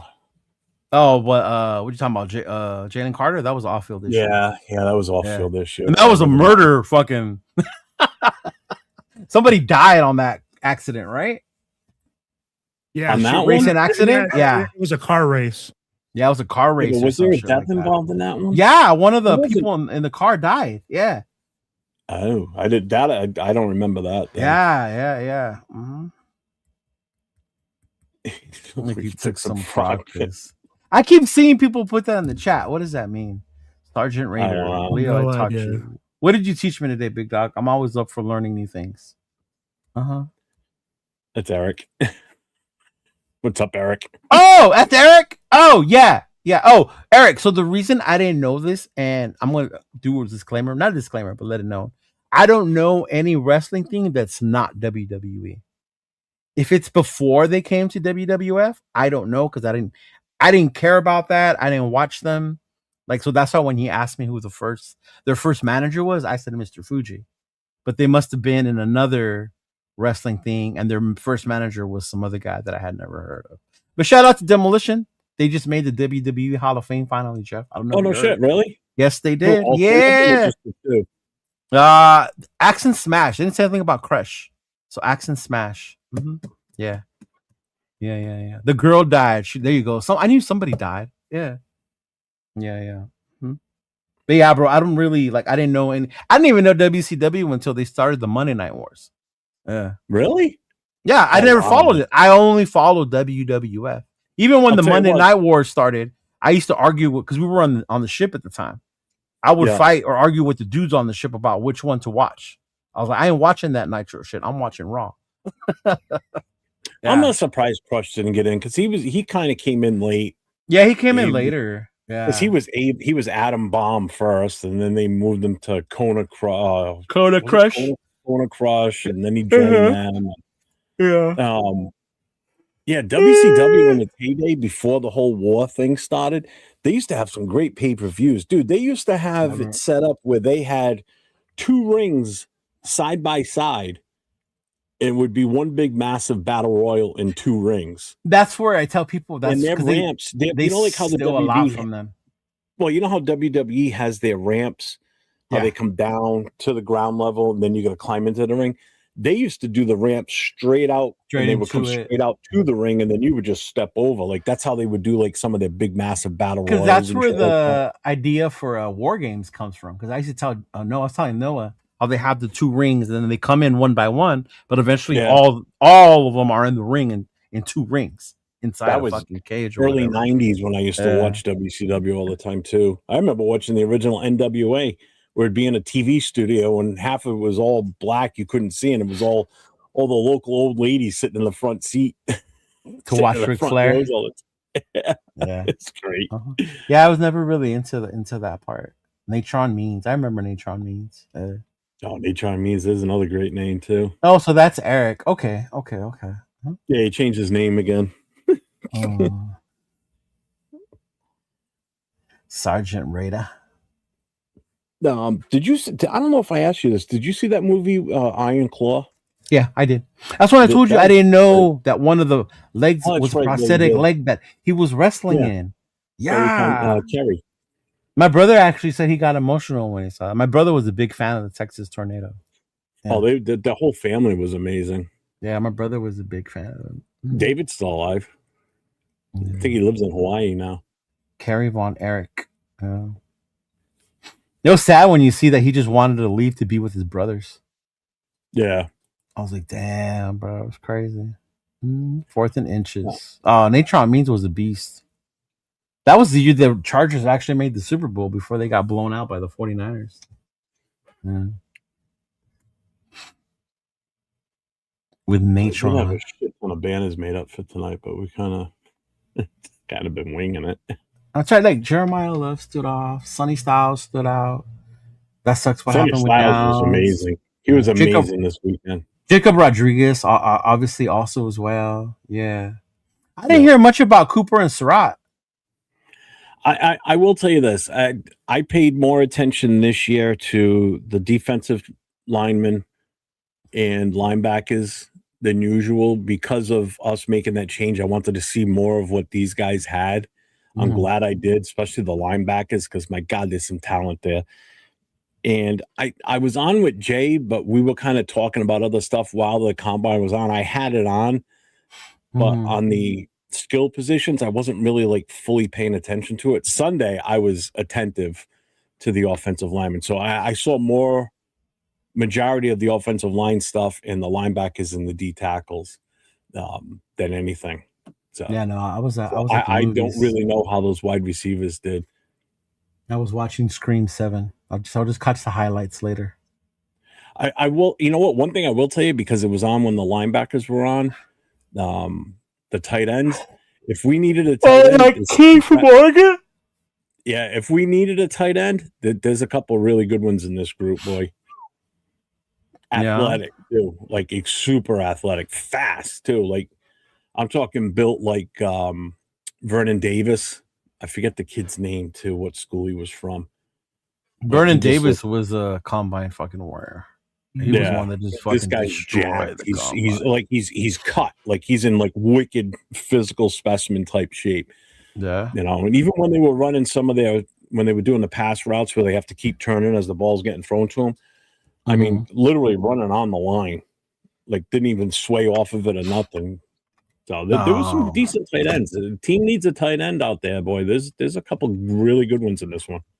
Yeah, I know everybody was oozing about the kid from Oregon. Yeah, Sadiq. I think it's oh yeah. I think it is Sadiq. Yeah, from Oregon. Yeah, that's the one. He was amazing. What do you think? Thoughts on pairing Mike Washington Jr. with Genty? He's not bad. It's a kid out of Arkansas. That kid's speed, man. He's 6'1". He's bigger than he's actually taller than Genty. Bigger than Genty. Mm-hmm. Yeah. I think he ran a 4.33. Yeah. Yeah. His 40 was 4.33. His vertical was 39. Broad jump 128. In the 10 yards, he ran 1.5. His arm length, wow, 33 and 5/8. That's like the 96th percentile. That's Who's crazy. That? This is that kid, the one Washington Jr. from Arkansas. Yeah. Oh, bro, he can fly. I'd be like the only thing where he seems to struggle is his hands. Yeah, he can't catch us. He can't catch it. Small hands. Oh, great. He's the running back version of Kenny Pickett. He's the oh my god, dude. It's Jeremiah Love, Jonah Coleman, and then Darian Price are the 1, 2, 3 top running backs. Emmett Johnson from Nebraska. Really? Singleton out of Penn State's not a bad. Neither is Katron Allen. Yeah. And then you got Mike Washington at number 7. Yeah. It could be a possibility if he's at number 7. He's not a bad guy. Mm-hmm. Mm-hmm. Is he listed as a fullback? No, he's listed as a running back. No, he's listed as a running back. Tight end from Alabama. But I see what he's saying. He says, since we're going back to adding a fullback to our backfield, I'm rooting for us to draft tight end from Alabama. He's from LA and he did well on a combine. Because they actually did say that during the combine too, that a lot of these tight ends are converted either linebackers or fullbacks. Yeah. Because they'll come out of high school as a linebacker or a fullback, but they end up converting them to tight ends just based on their size. No. What's up, Brady Nation? Nick Singleton. Damn, you think he'll go that low? He's ranked on number 5 running back. Bro, 6th round? That's a running back from Penn State. Fuck, if we can get a running back like that on the 6th round, I'm all for it. Shit, we did worse when we fucking drafted CMC 2.0, right? What's he doing nowadays? Is he even going to make this team, Jeff? Who, Thornton? No, Lobby. Bro, right now, yeah, because we got 3 running backs on the roster. You got Genty, Collier, and Lobby. That's it. So everybody else is gone. Yeah. Most are it's a free agent. He was only a 1-year contract anyway, so he's gone. Lockett's a wide receiver. Lockett's a wide receiver. Zamir's gone. Thank God. Hey, what's Sincere McCormick up to these days? I don't know. Probably still on injured. The practice squad, I think. Not on ours. No. On a practice squad somewhere. He's still injured. He's still injured? Who said that? Okay, I did. Yeah. Okay. I don't think Dylan Lobby, Cheeto. I'm gonna tell you like this, if the way that things are said to be coming, right, with Shaheed coming and stuff. If Shaheed does come over here, bro, that eliminates one of his jobs, kickoff returner. That takes away his thing. Mm-hmm. Yeah, so I mean, like if that does happen, I don't expect Dylan Lobby to be here. I'd be like, what has he done to prove that All he right, should all stay right. here?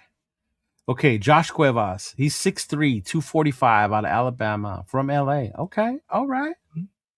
His height, he's 6'3". He's not. He's on the smaller end for a tight end, I guess. He weighs Jay 245. said he's with the Niners. That's a fullback. Oh, he is. He is 245. I could see why he's saying put him at fullback. Yeah, he doesn't have the size to play.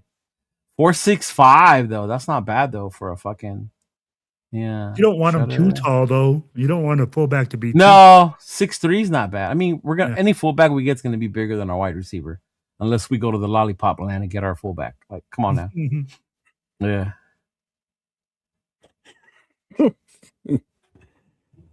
Okay. All right. What's your feeling on Tucker? Because I've heard a lot of people talk about him lately. I get it. You saw signs. I still refer to the Trey Tucker game as those were garbage TDs because we were getting blown out when he scored those touchdowns. But hey, they're touchdowns. He had a good game. If it was on your fantasy that week, you did good. He did score that one in New England.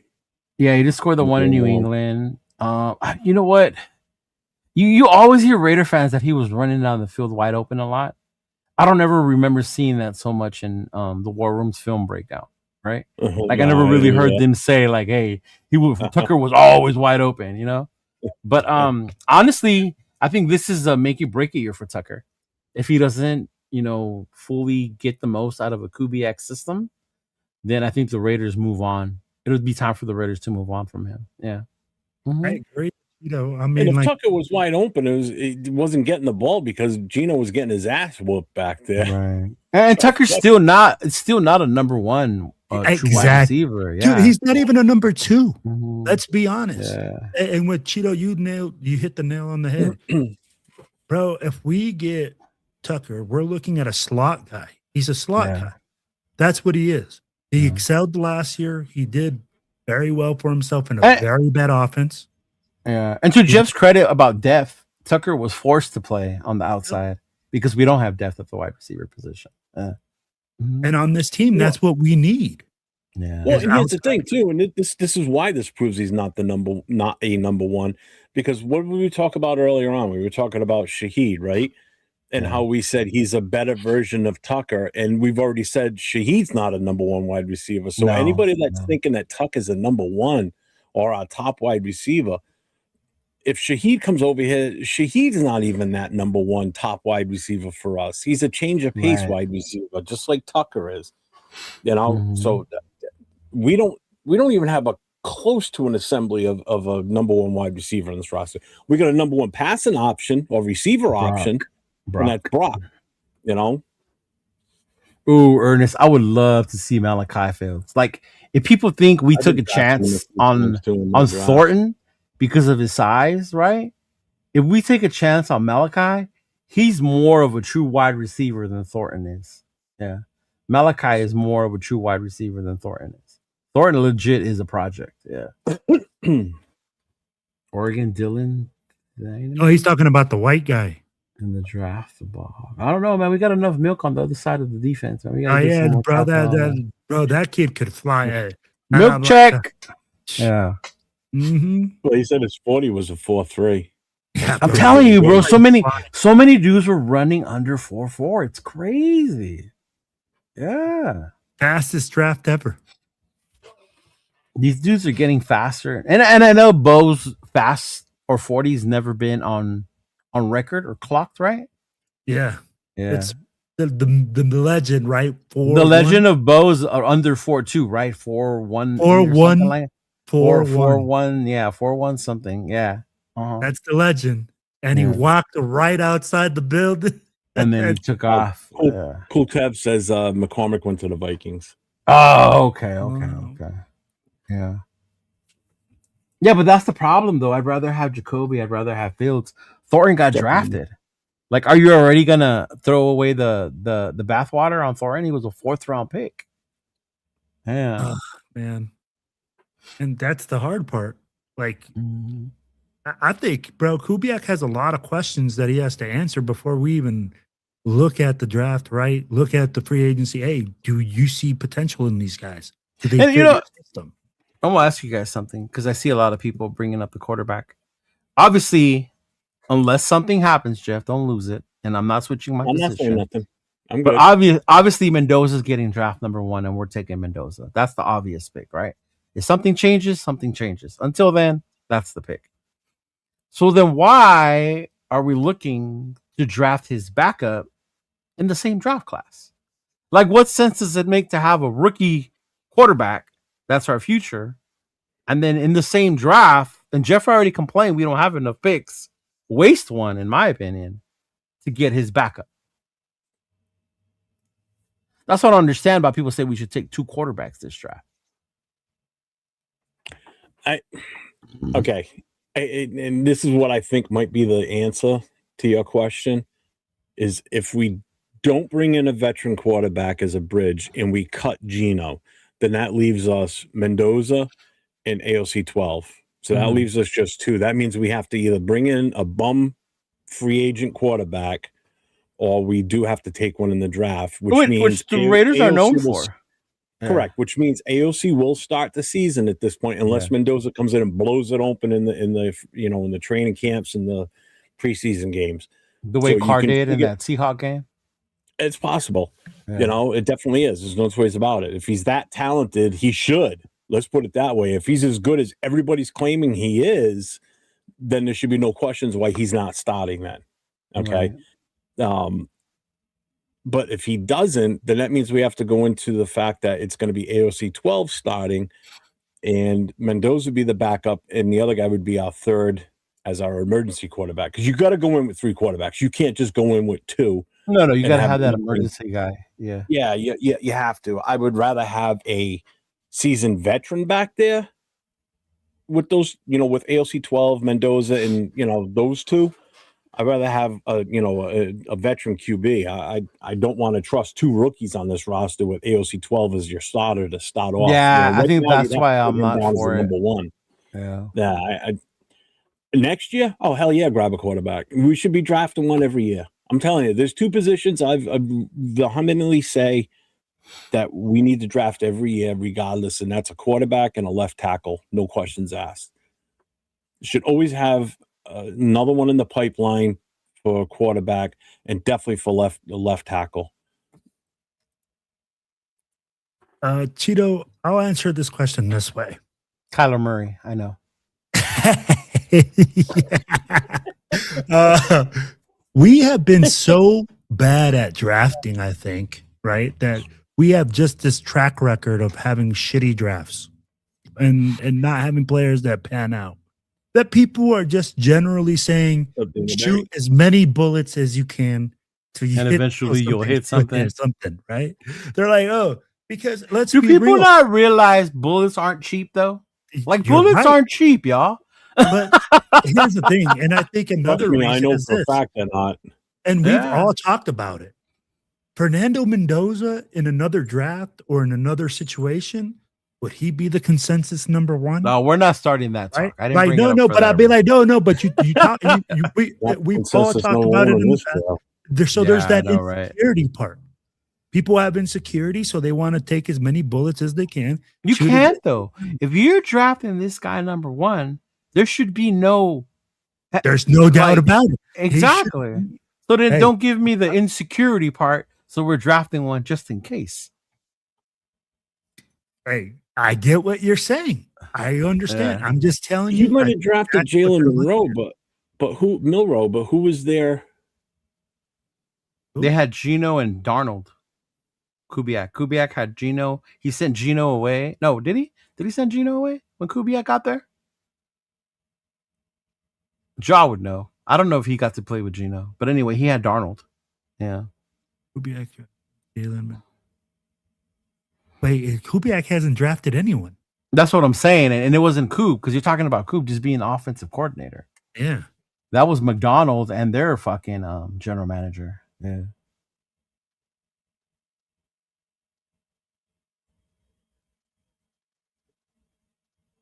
Yeah, see?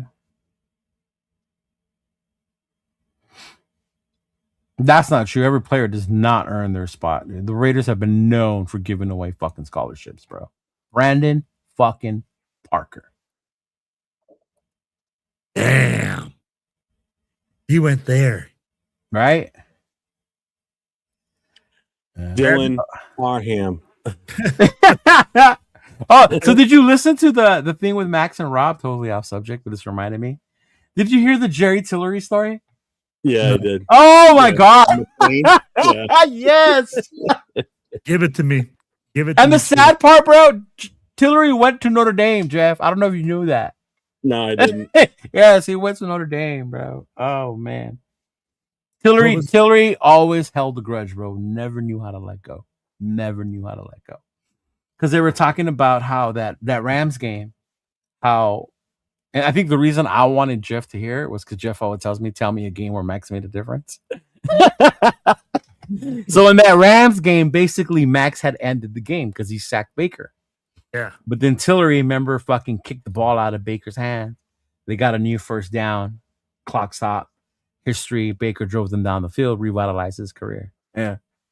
Mm-hmm. But it was just this story for 2 days. Huh? After being in LA after being in LA for 2 days, right? What did he say? He wore the number 17 or some shit. Yeah, bro. Oh man. Yeah, today's Rush podcast was so cool, bro. I love hearing stories between Rob and because Max. basically what happened was when they were on the plane, he got up, he had to go to the bathroom. So as he's walking back to his seat, now everybody around them sleeping or whatever, right? Or they're all in their own zone. So as it was Tillery that did it. So he was pissed at him in the first place because that blew the game for them. So Max goes, I was so pissed. I didn't want to talk to anybody. He goes, so I go to the bathroom. When I walk out of the bathroom, I start walking down the aisle. Who's coming at me on the aisle? Tillery. So he's like, fuck, I don't want to see this guy. But Tillery was like, I'm sorry. He's apologizing. He goes, the poor guy thought I was going to knock him out right there or something, right? So he's like, you don't have to apologize to me. He goes, I don't want to talk right now. He's trying to talk to him. He's like, I'm sorry. He's trying to apologize and be nicey about it. And Max is like, it's okay. I don't want to talk about it now. He goes, I just wanted to just go sit the hell down and just not even talk to anybody. I'm so mad. Yeah. And then I didn't realize what a dick Josh McDaniels was. They were talking about that first Charger game where Max had like 17 tackles or whatever the fuck. Oh, yeah. Amazing game. But they were mad because Max missed the B gap or some bullshit and allowed the player past him. And then that's what cost him the game against the Chargers. So they had forgotten everything he did.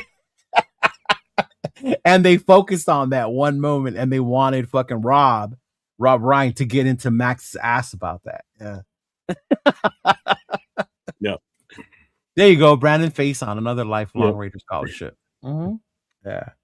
Yeah, man, that was a funny, that was one of the good listens. So that was a good one. I'm glad you said something because I went and watched it right away after that as I was doing other things for tonight. And it was pretty fucking funny. That was fucking funny. I gotta get used to these glasses. Yeah.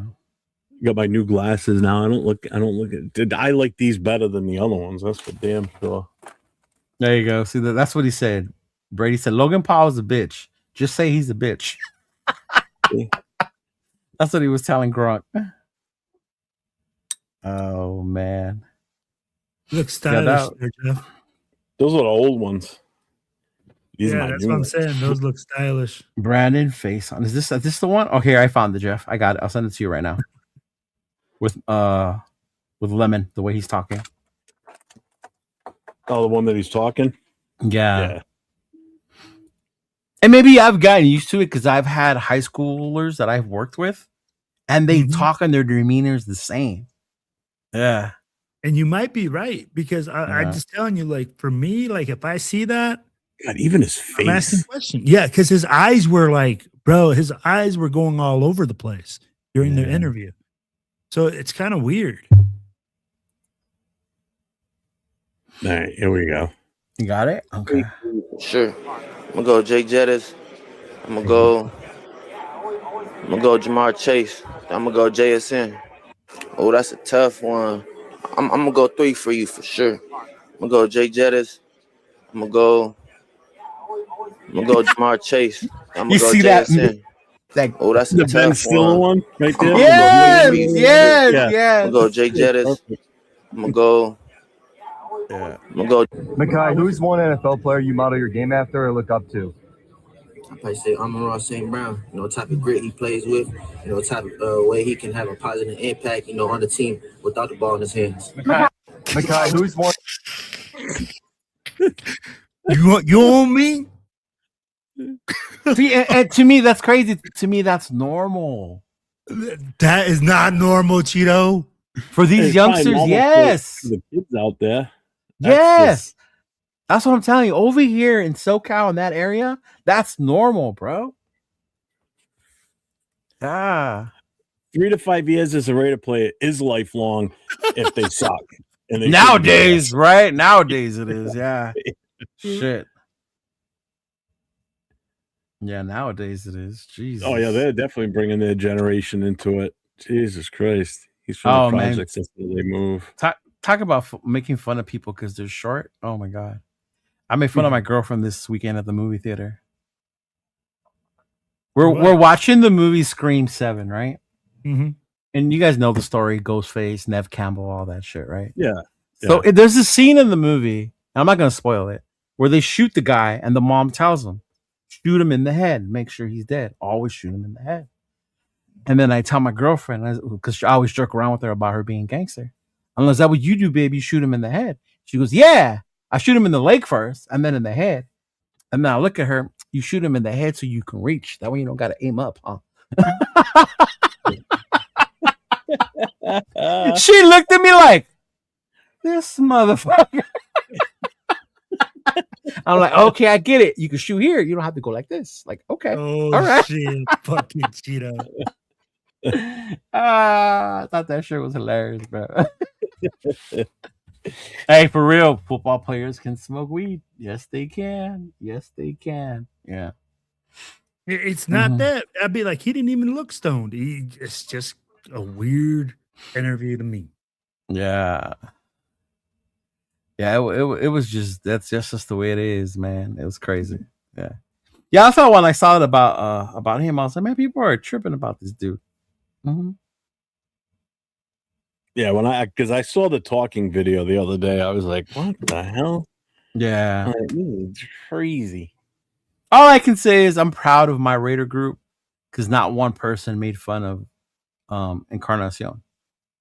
Like nobody sent me, oh, people have been roasting him, bro, about the way he talks. And I get what you're saying, but I mean, like, for me, I'm like, oh, that just like no, but I'm saying I'm proud of it is in my circle that I don't associate myself with people who thought that it would be cool to make fun of him in that way. Yeah. Agreed. I'm like, to me, I'm like, that's stupid, man. I'm like, you got a situation that you can't medically handle. It is what it is. But I mean, like, the kid is an absolute beast. But like the way that he moved, the way that he played, and I mean, like the way that he keeps like just rising above the situation. Good on him. Chap cleaning his glasses. No. Somehow I think I got a scratch on it. These things are just barely 24 hours old. Luis, I agree, man. People can be weird and they can be professional as fuck. Look at Dennis Rodman. Dennis Rodman, man. Shoot. Look at me. Yeah. Be like weird as hell, but I'd be like, Jesus. I'm not normal. I mean, come on. Let's fit right in with these kids, right? I don't know if you do though, because like you're like, what the hell? Why is he going like that? No, I get it, especially when I do lift and then I pick up young kids around the USC campus. I was like, Jesus Christ, like y'all so fucking like, oh, shut up. What in the West Coast, Jeff, is going on? I know, right? Mm-hmm. But as you see, though, Cheeto, then also like if it is like that around there culturally, like it obviously put off a lot of different teams. If people were talking about the interview process, I didn't see teams say that. I saw people reporting that team. Yes. And that's the tough part. Mm-hmm. Well, and that's where where there's smoke, there's usually some fire. Is there though, or is there just some food just trying to get some shit for the internet? Oh, damn! Right. It's almost like that Max situation. I don't even know what an LA accent is. Yeah, what is an LA accent? See, thank you. I'm not alone.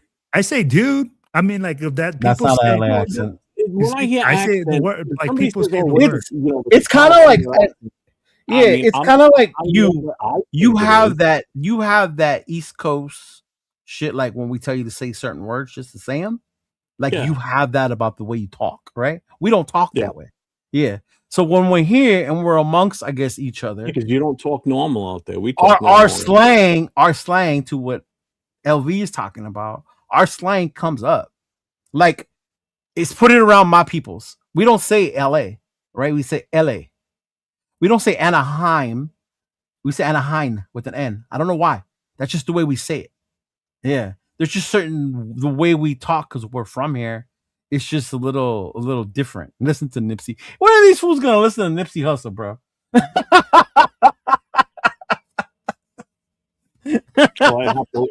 It'd be nothing new coming out, that's for sure. Right? Yeah. Not even a surfer's accent. That's not LA, right? Like even here in LA, there's people in certain areas.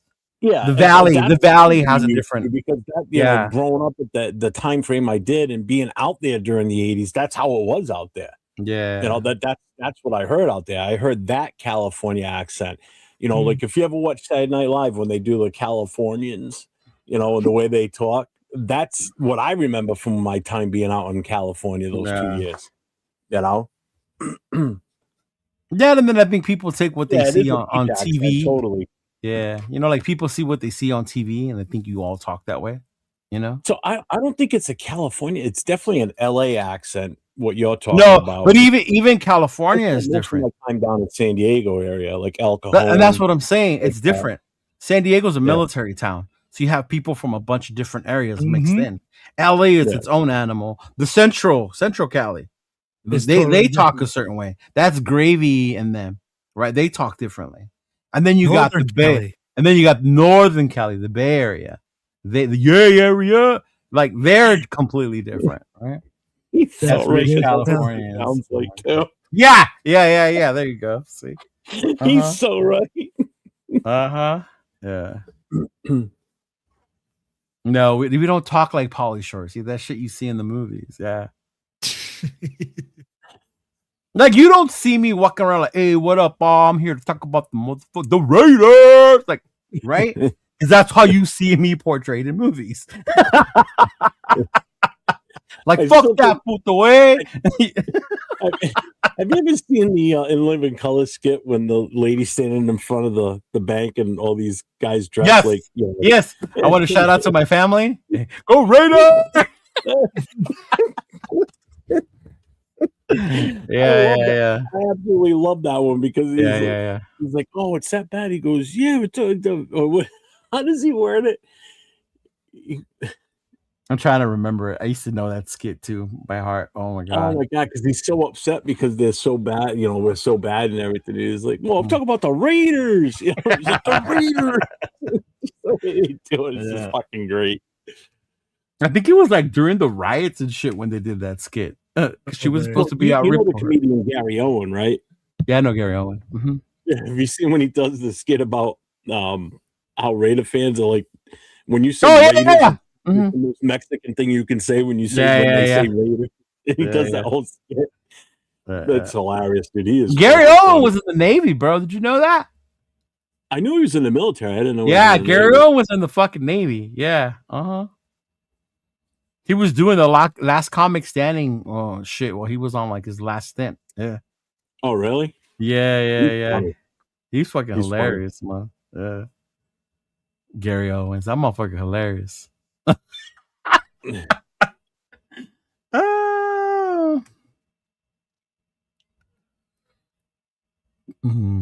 motherfucking Raiders. I know, right? Well, so next week, a week from tomorrow, actually, free agency opens. So when is tampering period? Isn't tampering period like right before? from the 9th on. Yeah. Okay. So the 9th is when you'll start hearing the so and so signing rumors first and like, name. yeah, like he's agreed to a contract with, or Yeah. you know, or he met with this team type of shit. Wednesday is the actual at 4 p.m. is the actual Right. free agent opening. So that starts.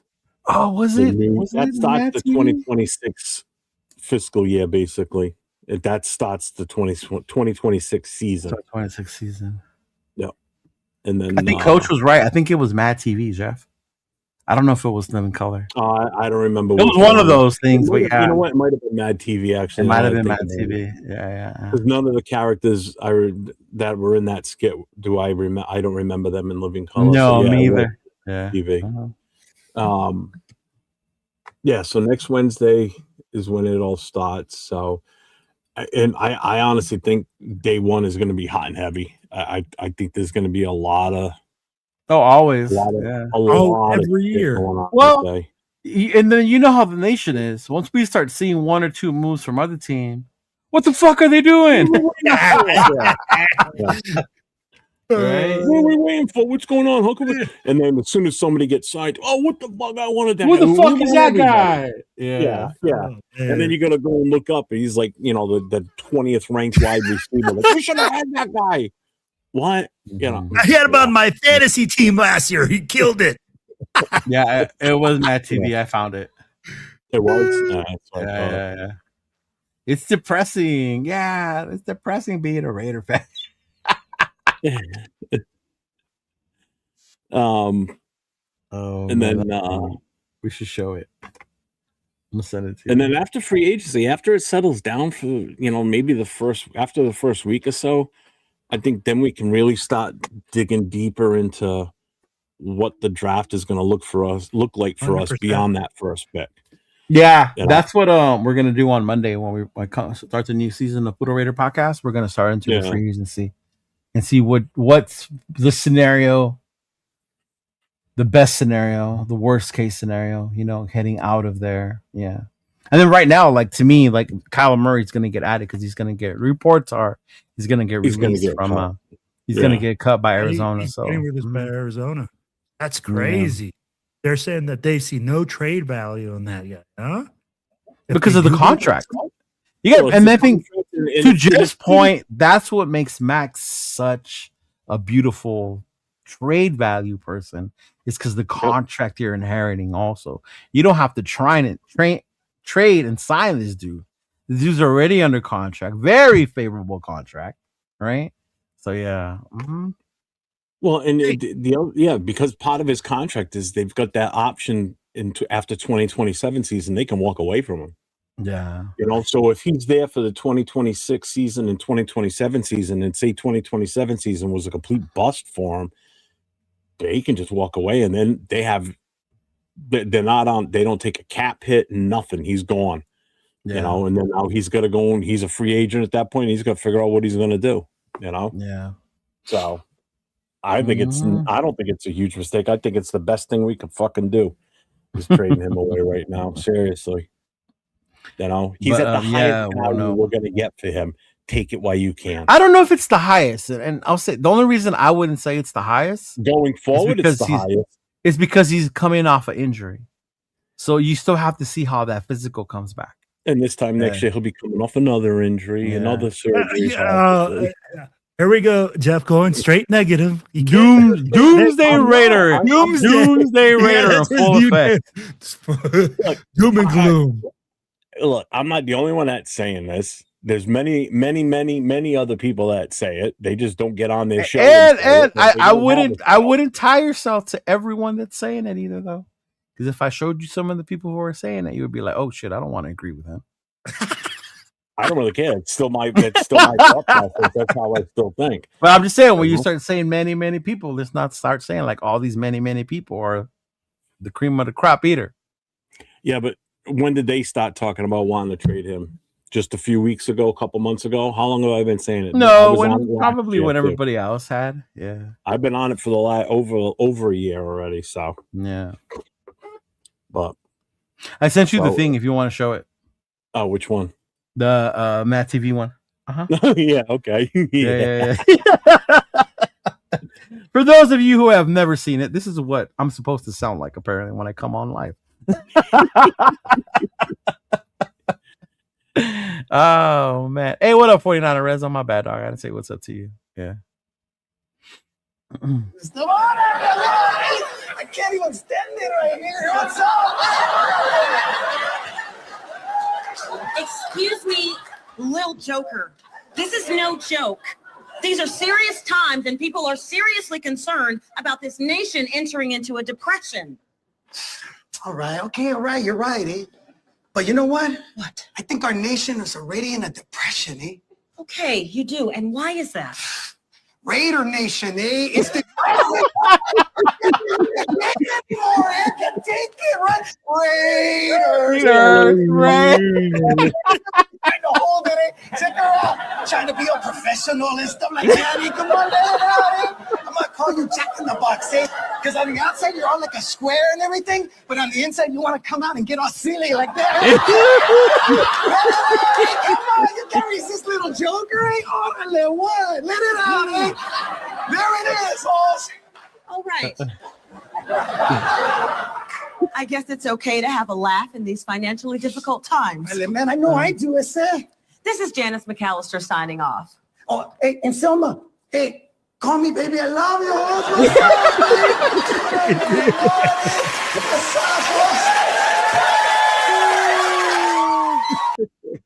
That shit was funny, bro. Little Joker. Oh my god. Yeah, I love that. Right?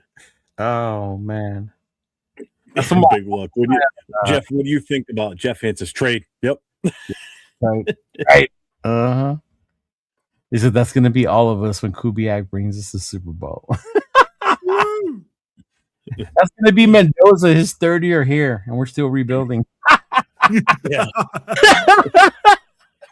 The nation's in the depression, eh? He's like, all I hear is Raider. Oh shit! Oh man, that was funny. That was funny. So anyway, so next week's free agency starts, and then, like I said, then we can start. Good thing is we're on next Wednesday with the connection. We are. Mm-hmm. So hopefully we catch something good while we're live. And I think the following week, once we're back on again on Wednesday, we'll have a better. Hopefully within 1 week, we make some moves that kind of help solidify our direction for second round and beyond in the draft as to what we really need to go after. Yeah. So it's going to be interesting. And then we got the draft, man. Oh, God, I can't wait for that.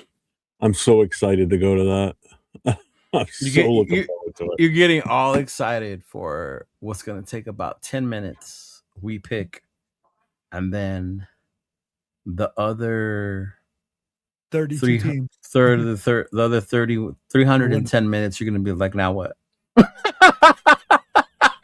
You know what? I've never been to the draft before, so it's more of a spectacle now than it ever was before. Yeah. So I mean that's kind of what I'm looking forward to, and I'm gonna see guys I haven't seen. I haven't seen since last season. I'm gonna meet a bunch of new people that I know. I know Levi was in the chat. He's gonna be there. Yeah. 805's coming out. Chris, Severe. I haven't met those guys before, so I'm looking forward to, hooking up with them and getting together with them and hang with them while they're out here. So I'm just going there with the intent to have a good time and just be part of it. Hell yeah. So Have you been to a draft? I went to Pittsburgh. I went to Vegas. The year was in Vegas, the first year, and then I went to Pittsburgh as well. Mm-hmm. I would be like Jeff. I'd be excited like a little kid right now, bro. I'd be like, hey, that's your first time going somewhere, seeing new things. I'll be like being. And in Pittsburgh, we have the 13th pick. This one we have the number 1. Yeah. Dang. Mm-hmm. You went to the draft in Pittsburgh before? Me? Yeah. Yeah.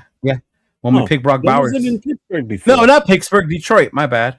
No, Detroit. That's what I was about to say. Yeah. I was like, No, Detroit. I went to Pittsburgh for my first. Well, not my first. One of the away games that me and Trona started doing together. Yeah. It was when we had Derek Carr and Ruggs still. Mm-hmm. I think on Wednesday night, there's a big meet and greet in downtown Pittsburgh for like all fans, not strictly just Raiders. It's like I went to one of those in Detroit. Levi sent it to me too, so I think I'm gonna go to. Dawn and I'll probably go to that. I got to talk to 805 and them. If you see all the different super fans from different teams there, yeah. I'll definitely go to that for sure, and I'm gonna be going live as much as I can too. So catch as much content. Bring us along on the It's a work trip. Yeah. It's a work trip. Awesome. Plus, you know what? I definitely can't wait for Thursday night when we get that number one pick and Goodell comes up to the podium and says, and with the first pick in the NFL draft, the Raiders have completed a trade with blah blah blah blah blah blah blah blah blah who, and then so and so's now on the clock, and we gotta wait till our pick. Shit. Hey, Chido, don't be amazed if you see Jeff running across the fucking podium to go grab that fucking envelope. I said that this weekend. I said it on Saturday Night Show with Jason. I said, when I see Goodell coming out with that number one pick, I'm going to rush the stage, rip it out of his hand, look at it first, because if it does say trade, then I'll give it back to him and walk away. And if it says anything else, I'm going to rip the thing up, and then I got to make a beeline for the exit. So I have to scope out my path. That beeline is going to be more like a Z line. Huh? Yeah. I'm going to be zigging, but there ain't going to be no zagging, that's for sure. It's going to be more like zapping because I'm going to get fucking teased. Yeah, we'll be in Wednesday too, 805. We're leaving like 6 a.m. Wednesday morning. It's like a 9-hour ride for us. So we'll be there fairly early in the afternoon, hopefully. I think I got there Wednesday with MC. We got there Wednesday, then we went to Detroit. That was when we met the other super fans. We went to one of those meet and greets. We met the People's Champion from Philadelphia. Dude walks around like he's the Rock carrying a belt. And then the Bills guy, the Bills Mafia guy was there. A couple Lions people. Yeah. Mm-hmm. And then I'm actually Thursday night's going to be great and everything, and obviously meeting 805 and all that. But Saturday is going to be the that's going to be a great day on Saturday. I cannot wait for Saturday because we're not going to the draft on Saturday. We're going to the Hall of Fame. So I'm so excited to go to that. Last year we went at 805. I was with 805 last year. We went to the draft party at the Palms. We went to the draft party. Well, I saw the video from that. Yeah. And then the next day was when we went to that bar, and then we watched the day 2 stuff. Yeah. Shit, what's the name of that bar? 805. I like it because they have the whole Raider decor in there. Mm-hmm. I found something out too. I know 805. You can't wait.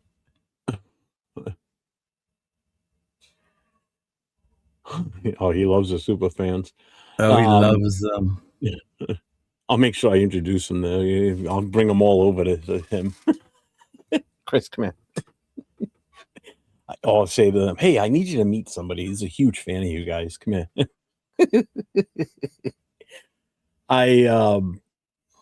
Parkway Tavern, he said. Parkway Tavern. There's that one. Uh-huh. Yeah, you can buy joint tickets for the Hall of Fame and for the Rock and Roll Hall of Fame. That's in Ohio too? It's right there, same city. Oh, okay. They're both in Canton is where the Hall of Fame is for the football.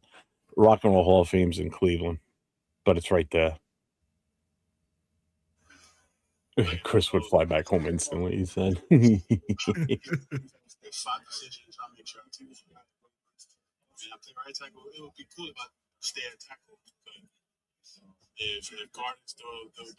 Oh, he said he'll play either way, huh?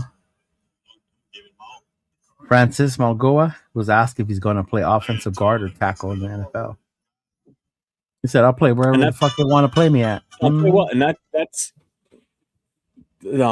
that's one thing I do like about some of these guys. Some of these guys have, got experience playing both positions, tackle and guard, or center and guard too, Yeah. So you're getting guys, it's about less than an hour away, Nate. It's not that far.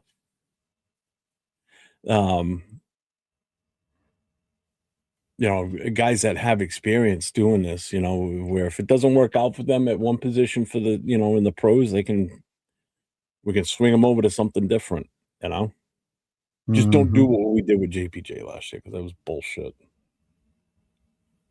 Yeah. It's even like Jeff said on Saturday, we were watching the lineman guys, and like the guy from Utah, I don't know what award winner he is. He's just like, bro, I just want to go to the NFL. I'll play whatever position they want me to play. Left tackle, left tackle, Fano. Yeah, Fano. Man, that dude is a stud. Oh yeah, he is. He looked great out there too. Yep. Even Doneker, his footwork and everything when he was doing those sides. God damn, that was insane watching him. The Hall of Fame in Canton. Yeah, I'm excited. I've never been. Cleveland and Canton are not right there, Jeff.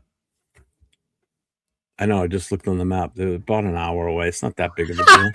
I asked you. You said it was right next door. I was like, really? I didn't say right next door. I said one's in Cleveland, one's in Canton. See, you're not listening. Your Cole's got your ears blocked. Hell. What we've got here is failure to communicate. Some men you just can't reach.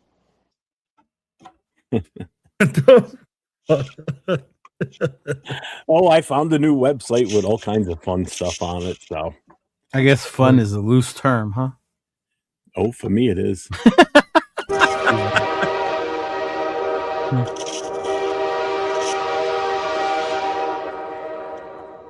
I was like, oh Lord. Yo, Chido, that been to the draft, what's the funnest part that you've experienced at the draft? What's the funnest thing you've done? It was meeting and getting to know the people of Detroit. We met a couple of really cool ass people in T Money. Actually, we still talk to T Money. We exchange social media. He's a cool ass dude. We met him at the cigar lounge. So meeting him, some other Detroit fans that were there was cool as hell. Checking out some of the local, I guess, stuff. Like we went to go eat at the Joe Louis restaurant. I didn't realize that he was from there. Like I didn't know much about Detroit, honestly, other than Axel Foley and Barry Sanders. Like that was it. Yeah. Like honestly, that was all I knew about Detroit. Yeah. So it was cool to know the city and the different things like that. Yeah. And MC Raider, how paranoid he was about the hotel. That was funny too. I have no idea. I'd be like, but I heard that like Detroit's a tough city, right? Like a grimy city. Was that your impression of it as well, or was it nice? I'd be like, did it catch you by surprise or anything like that? It was a lot cleaner than I had thought, but the guys had told us that the city has gotten a lot cleaner downtown over the past few years. He said back in the day, there probably wouldn't have been the tourists wouldn't have been able to venture as freely as we did. Yeah, so he said Detroit has gotten a lot cleaner, a lot better. All their sports are right there, bro. Where the Lions play, where the Pistons play, like the Red Wings, right? Where the Red Wings play, like all that shit was right there. The Tigers, yeah, all that shit was right there in the downtown area. That's cool as fuck. Dope. That is dope. Cool as fuck. Yeah. Mm-hmm. Chico. That's just like in Philly too, because you got Lincoln Financial, then you got Philly Stadium, then you've got the arena right near there where the Sixers play and the Flyers. I'm trying to think of a second for the hockey team. Philly, the Philadelphia Flyers. Yeah, Philadelphia Flyers.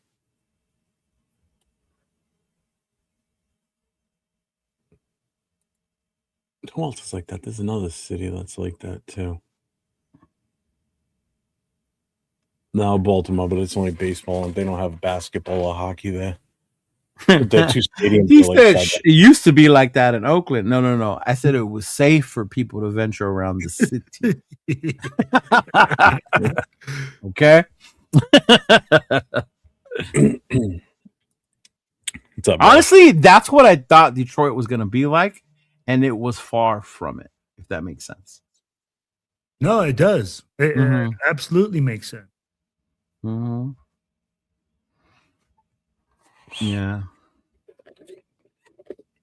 That, and then so they had the area where you go and everybody stands, right? You make your way to the front or whatever. And then there's a way where you can make yourself into the center circle. To where the people they show on the camera and shit. Yeah. So we actually missed out on going in there because my ass had to go pee. I think MC went in there with Brian with All In Autumn Win and a couple of other people. And Chris, being the true homie that he is, he waited back for me, him and Turf, because I was taking a leak.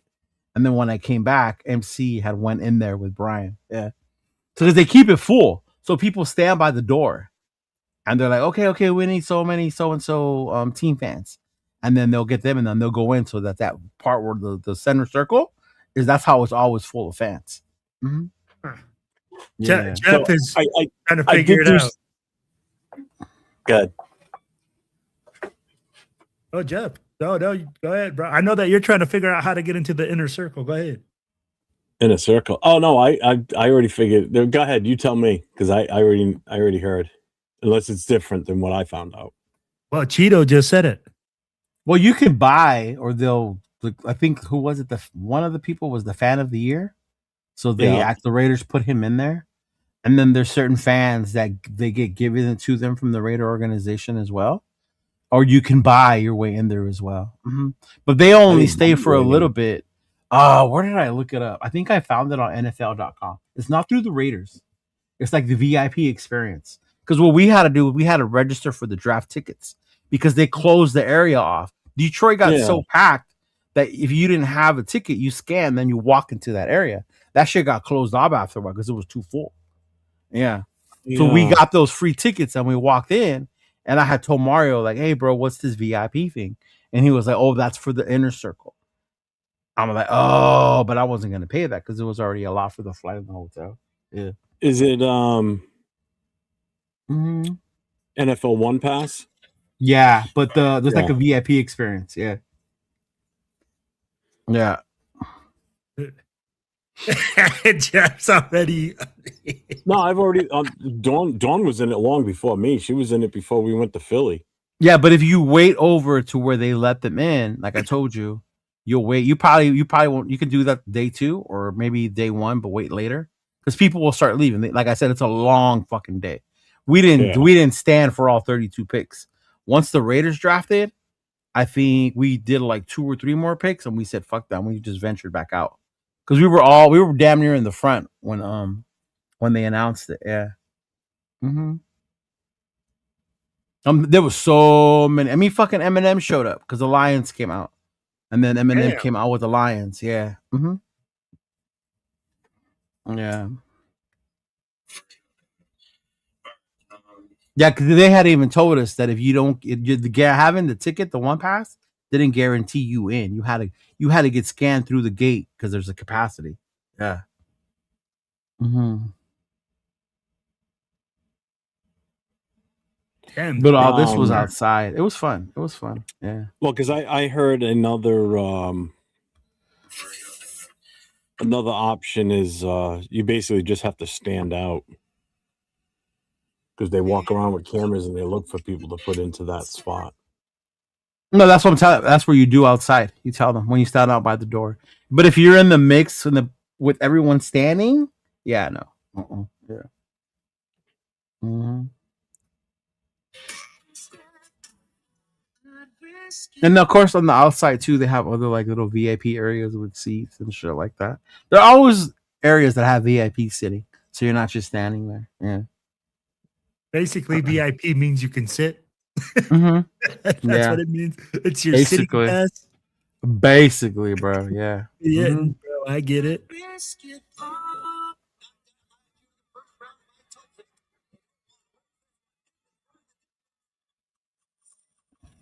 Call 401-830-9181. Leave voicemail comments for Friday and Saturday. Yeah. So just to remind everybody, if you call 401-830-9189, you can leave a voicemail for Friday night and Saturday night shows. We take phone calls live on the air, or I take phone calls live on the air on Friday night, and then Jason and I take live calls on Saturday night on Raider Nation Voices. So feel free to call in. 8675309. So that is here we go. That is fucking well. What is up with all these old fucking fighters fighting again? And it like, ugh. You got Pacquiao fighting Mayweather again. Then you got Ronda Rousey fighting, what's her name? What's up? What's her name? Gina, whatever. Yeah, don't play his thing on Friday. Just I'll miss it. I won't even do it. What's up, Raider Nation? It's your boy Will. Mm-hmm. My family has season tickets to 97. I felt like a VIP and a punching bag. I'll leave a message, bro. Yeah, the NFL experience was cool. I also looked up, and you might want to have Don look up, but like local areas, local spots will have like certain players come to do meet and greets. Oh, really? Like there was one for Barry Sanders, but Chris didn't want to go. Asshole. Still upset about that one. But yeah. we were having fun drinking and smoking, so yeah. Mm-hmm. I have a voicemail. Huh. My family has. Oh, did you see Crosby box? He better stay with football. Yeah, he was going up against was that dude Sean Strickland, right? Yeah. He was sparring with him. Yeah, that was old though, because he didn't even have any tats on him for the most part. Yeah, that was an old video. Mm-hmm. Yeah, it wasn't anything recent, that's for sure. If that was something recent, I think the Raiders would be pissed. They'd be like, "What the fuck are you doing?" The Raiders or you? No, the Raiders should be pissed. Yeah, you just we shut you down for the last 2 games of the season, and then you had to get in surgery, and you're out here boxing. Get the hell out of here. He's putting up videos of him playing basketball though at his house. It's crazy. It's absolutely crazy. Yeah. But I mean, shooting the baskets, I mean, whatever. Yeah. See? It's different than bouncing around the ring trying to box. No, he's not just shooting baskets, he's balling, like dunking and dribbling, moving. Yeah. Oh Jesus. Yeah. I didn't see that. Mm-hmm. Look at Will Jr. getting some camera time. He just came in with the dog. Yeah. Cute. My dog would treat that like a chew toy. Yeah, probably would, bro. My dog's a thundering. Actually, no, my Gracie girl's not that big. You guys ready to call it? Yeah. Mm-hmm. All right. Well, what do you got coming up? Man, I got the Silver and Black Radio podcast coming this Thursday to y'all, man. We're just going to be chopping it up, shooting the shit. I'll be like, we're going to be bringing in a lot of different stuff. And then after that, I don't know, man. We'll see what happens. Like the week is still young. Yeah. I could see the list of different stuff you have planned. Hey, no. When it comes to podcasting right now, man. I'm right, like, Jeff? He's hey, like, what stuff do you have planned? Like, what different? Like, I don't know. It. I'll let you know. Yeah. Man, watch busy, man. Watch The Rush with Max and with Rob Ryan. Okay. Yeah. That'll give you a bunch of stuff to talk about on your show if you watch that show. Oh, definitely. Tell whoever's definitely. on there with you to watch it, and you guys will have a blast with. That is great. That you could get a lot of great content from that show.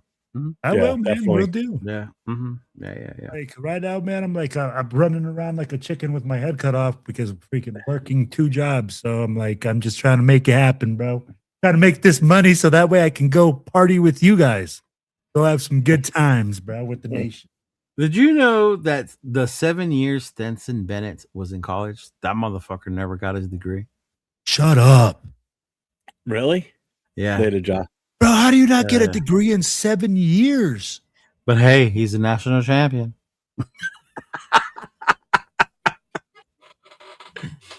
Is he even a backup in the league now? Nah, I don't. Is he still with the Rams? I don't even know if he is. That's what I'm saying. Like, he ain't even What's a the backup. Texas takeover? What's that? Oh, hey, that big old Texas takeover is coming April 11th. Man, make sure that you guys lock in. TMBC down there throws a great summer party. I might even make it down there this year if I can. What city? It's going to be in Dallas. Okay. You got to say what city in Texas, because Texas is big. Yeah, sorry, guys. It's going to be in Dallas, Texas. It's big, man. It's nice.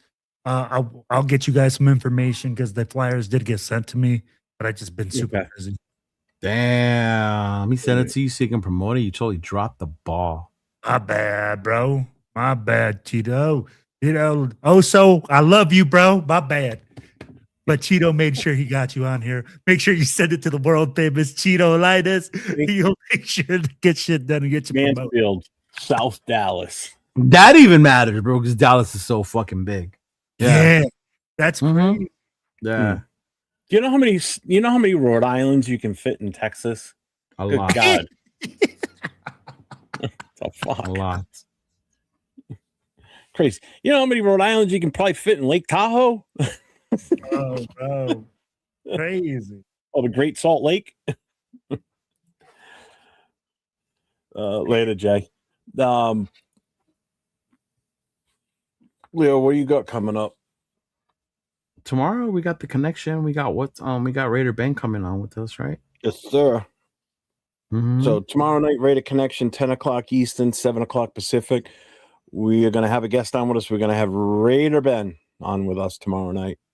That'll be fun tomorrow. Mm-hmm. Yeah, it's going to be a funny show. I can see it coming already. Yeah, you have a game plan for us? Oh, yeah. Oh, a game? Yeah. I might. I'm not going to let the cat out of the bag just yet. Okay.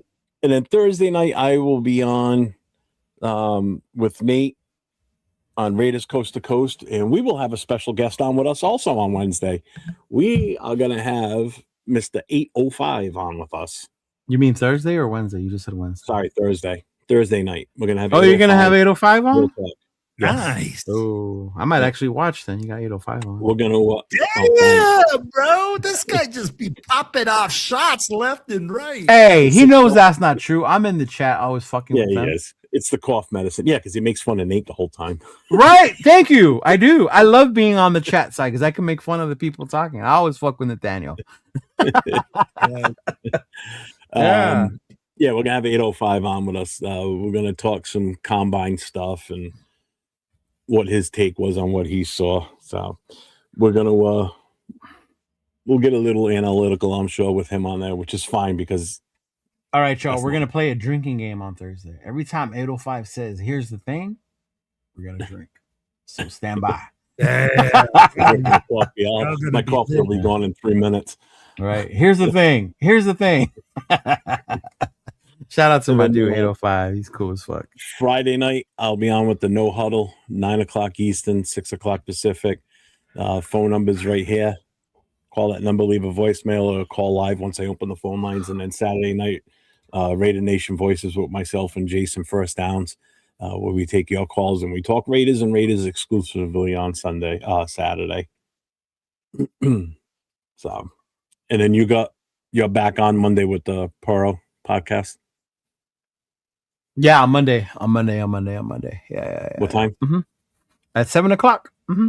Okay. It'll be me, Chona, Raquel. Hopefully Queen V is be back. I'm not sure about Queen V because she's got some family stuff, but it will definitely be me, Chona, Raquel. Raquel's going to talk about with you guys either, huh?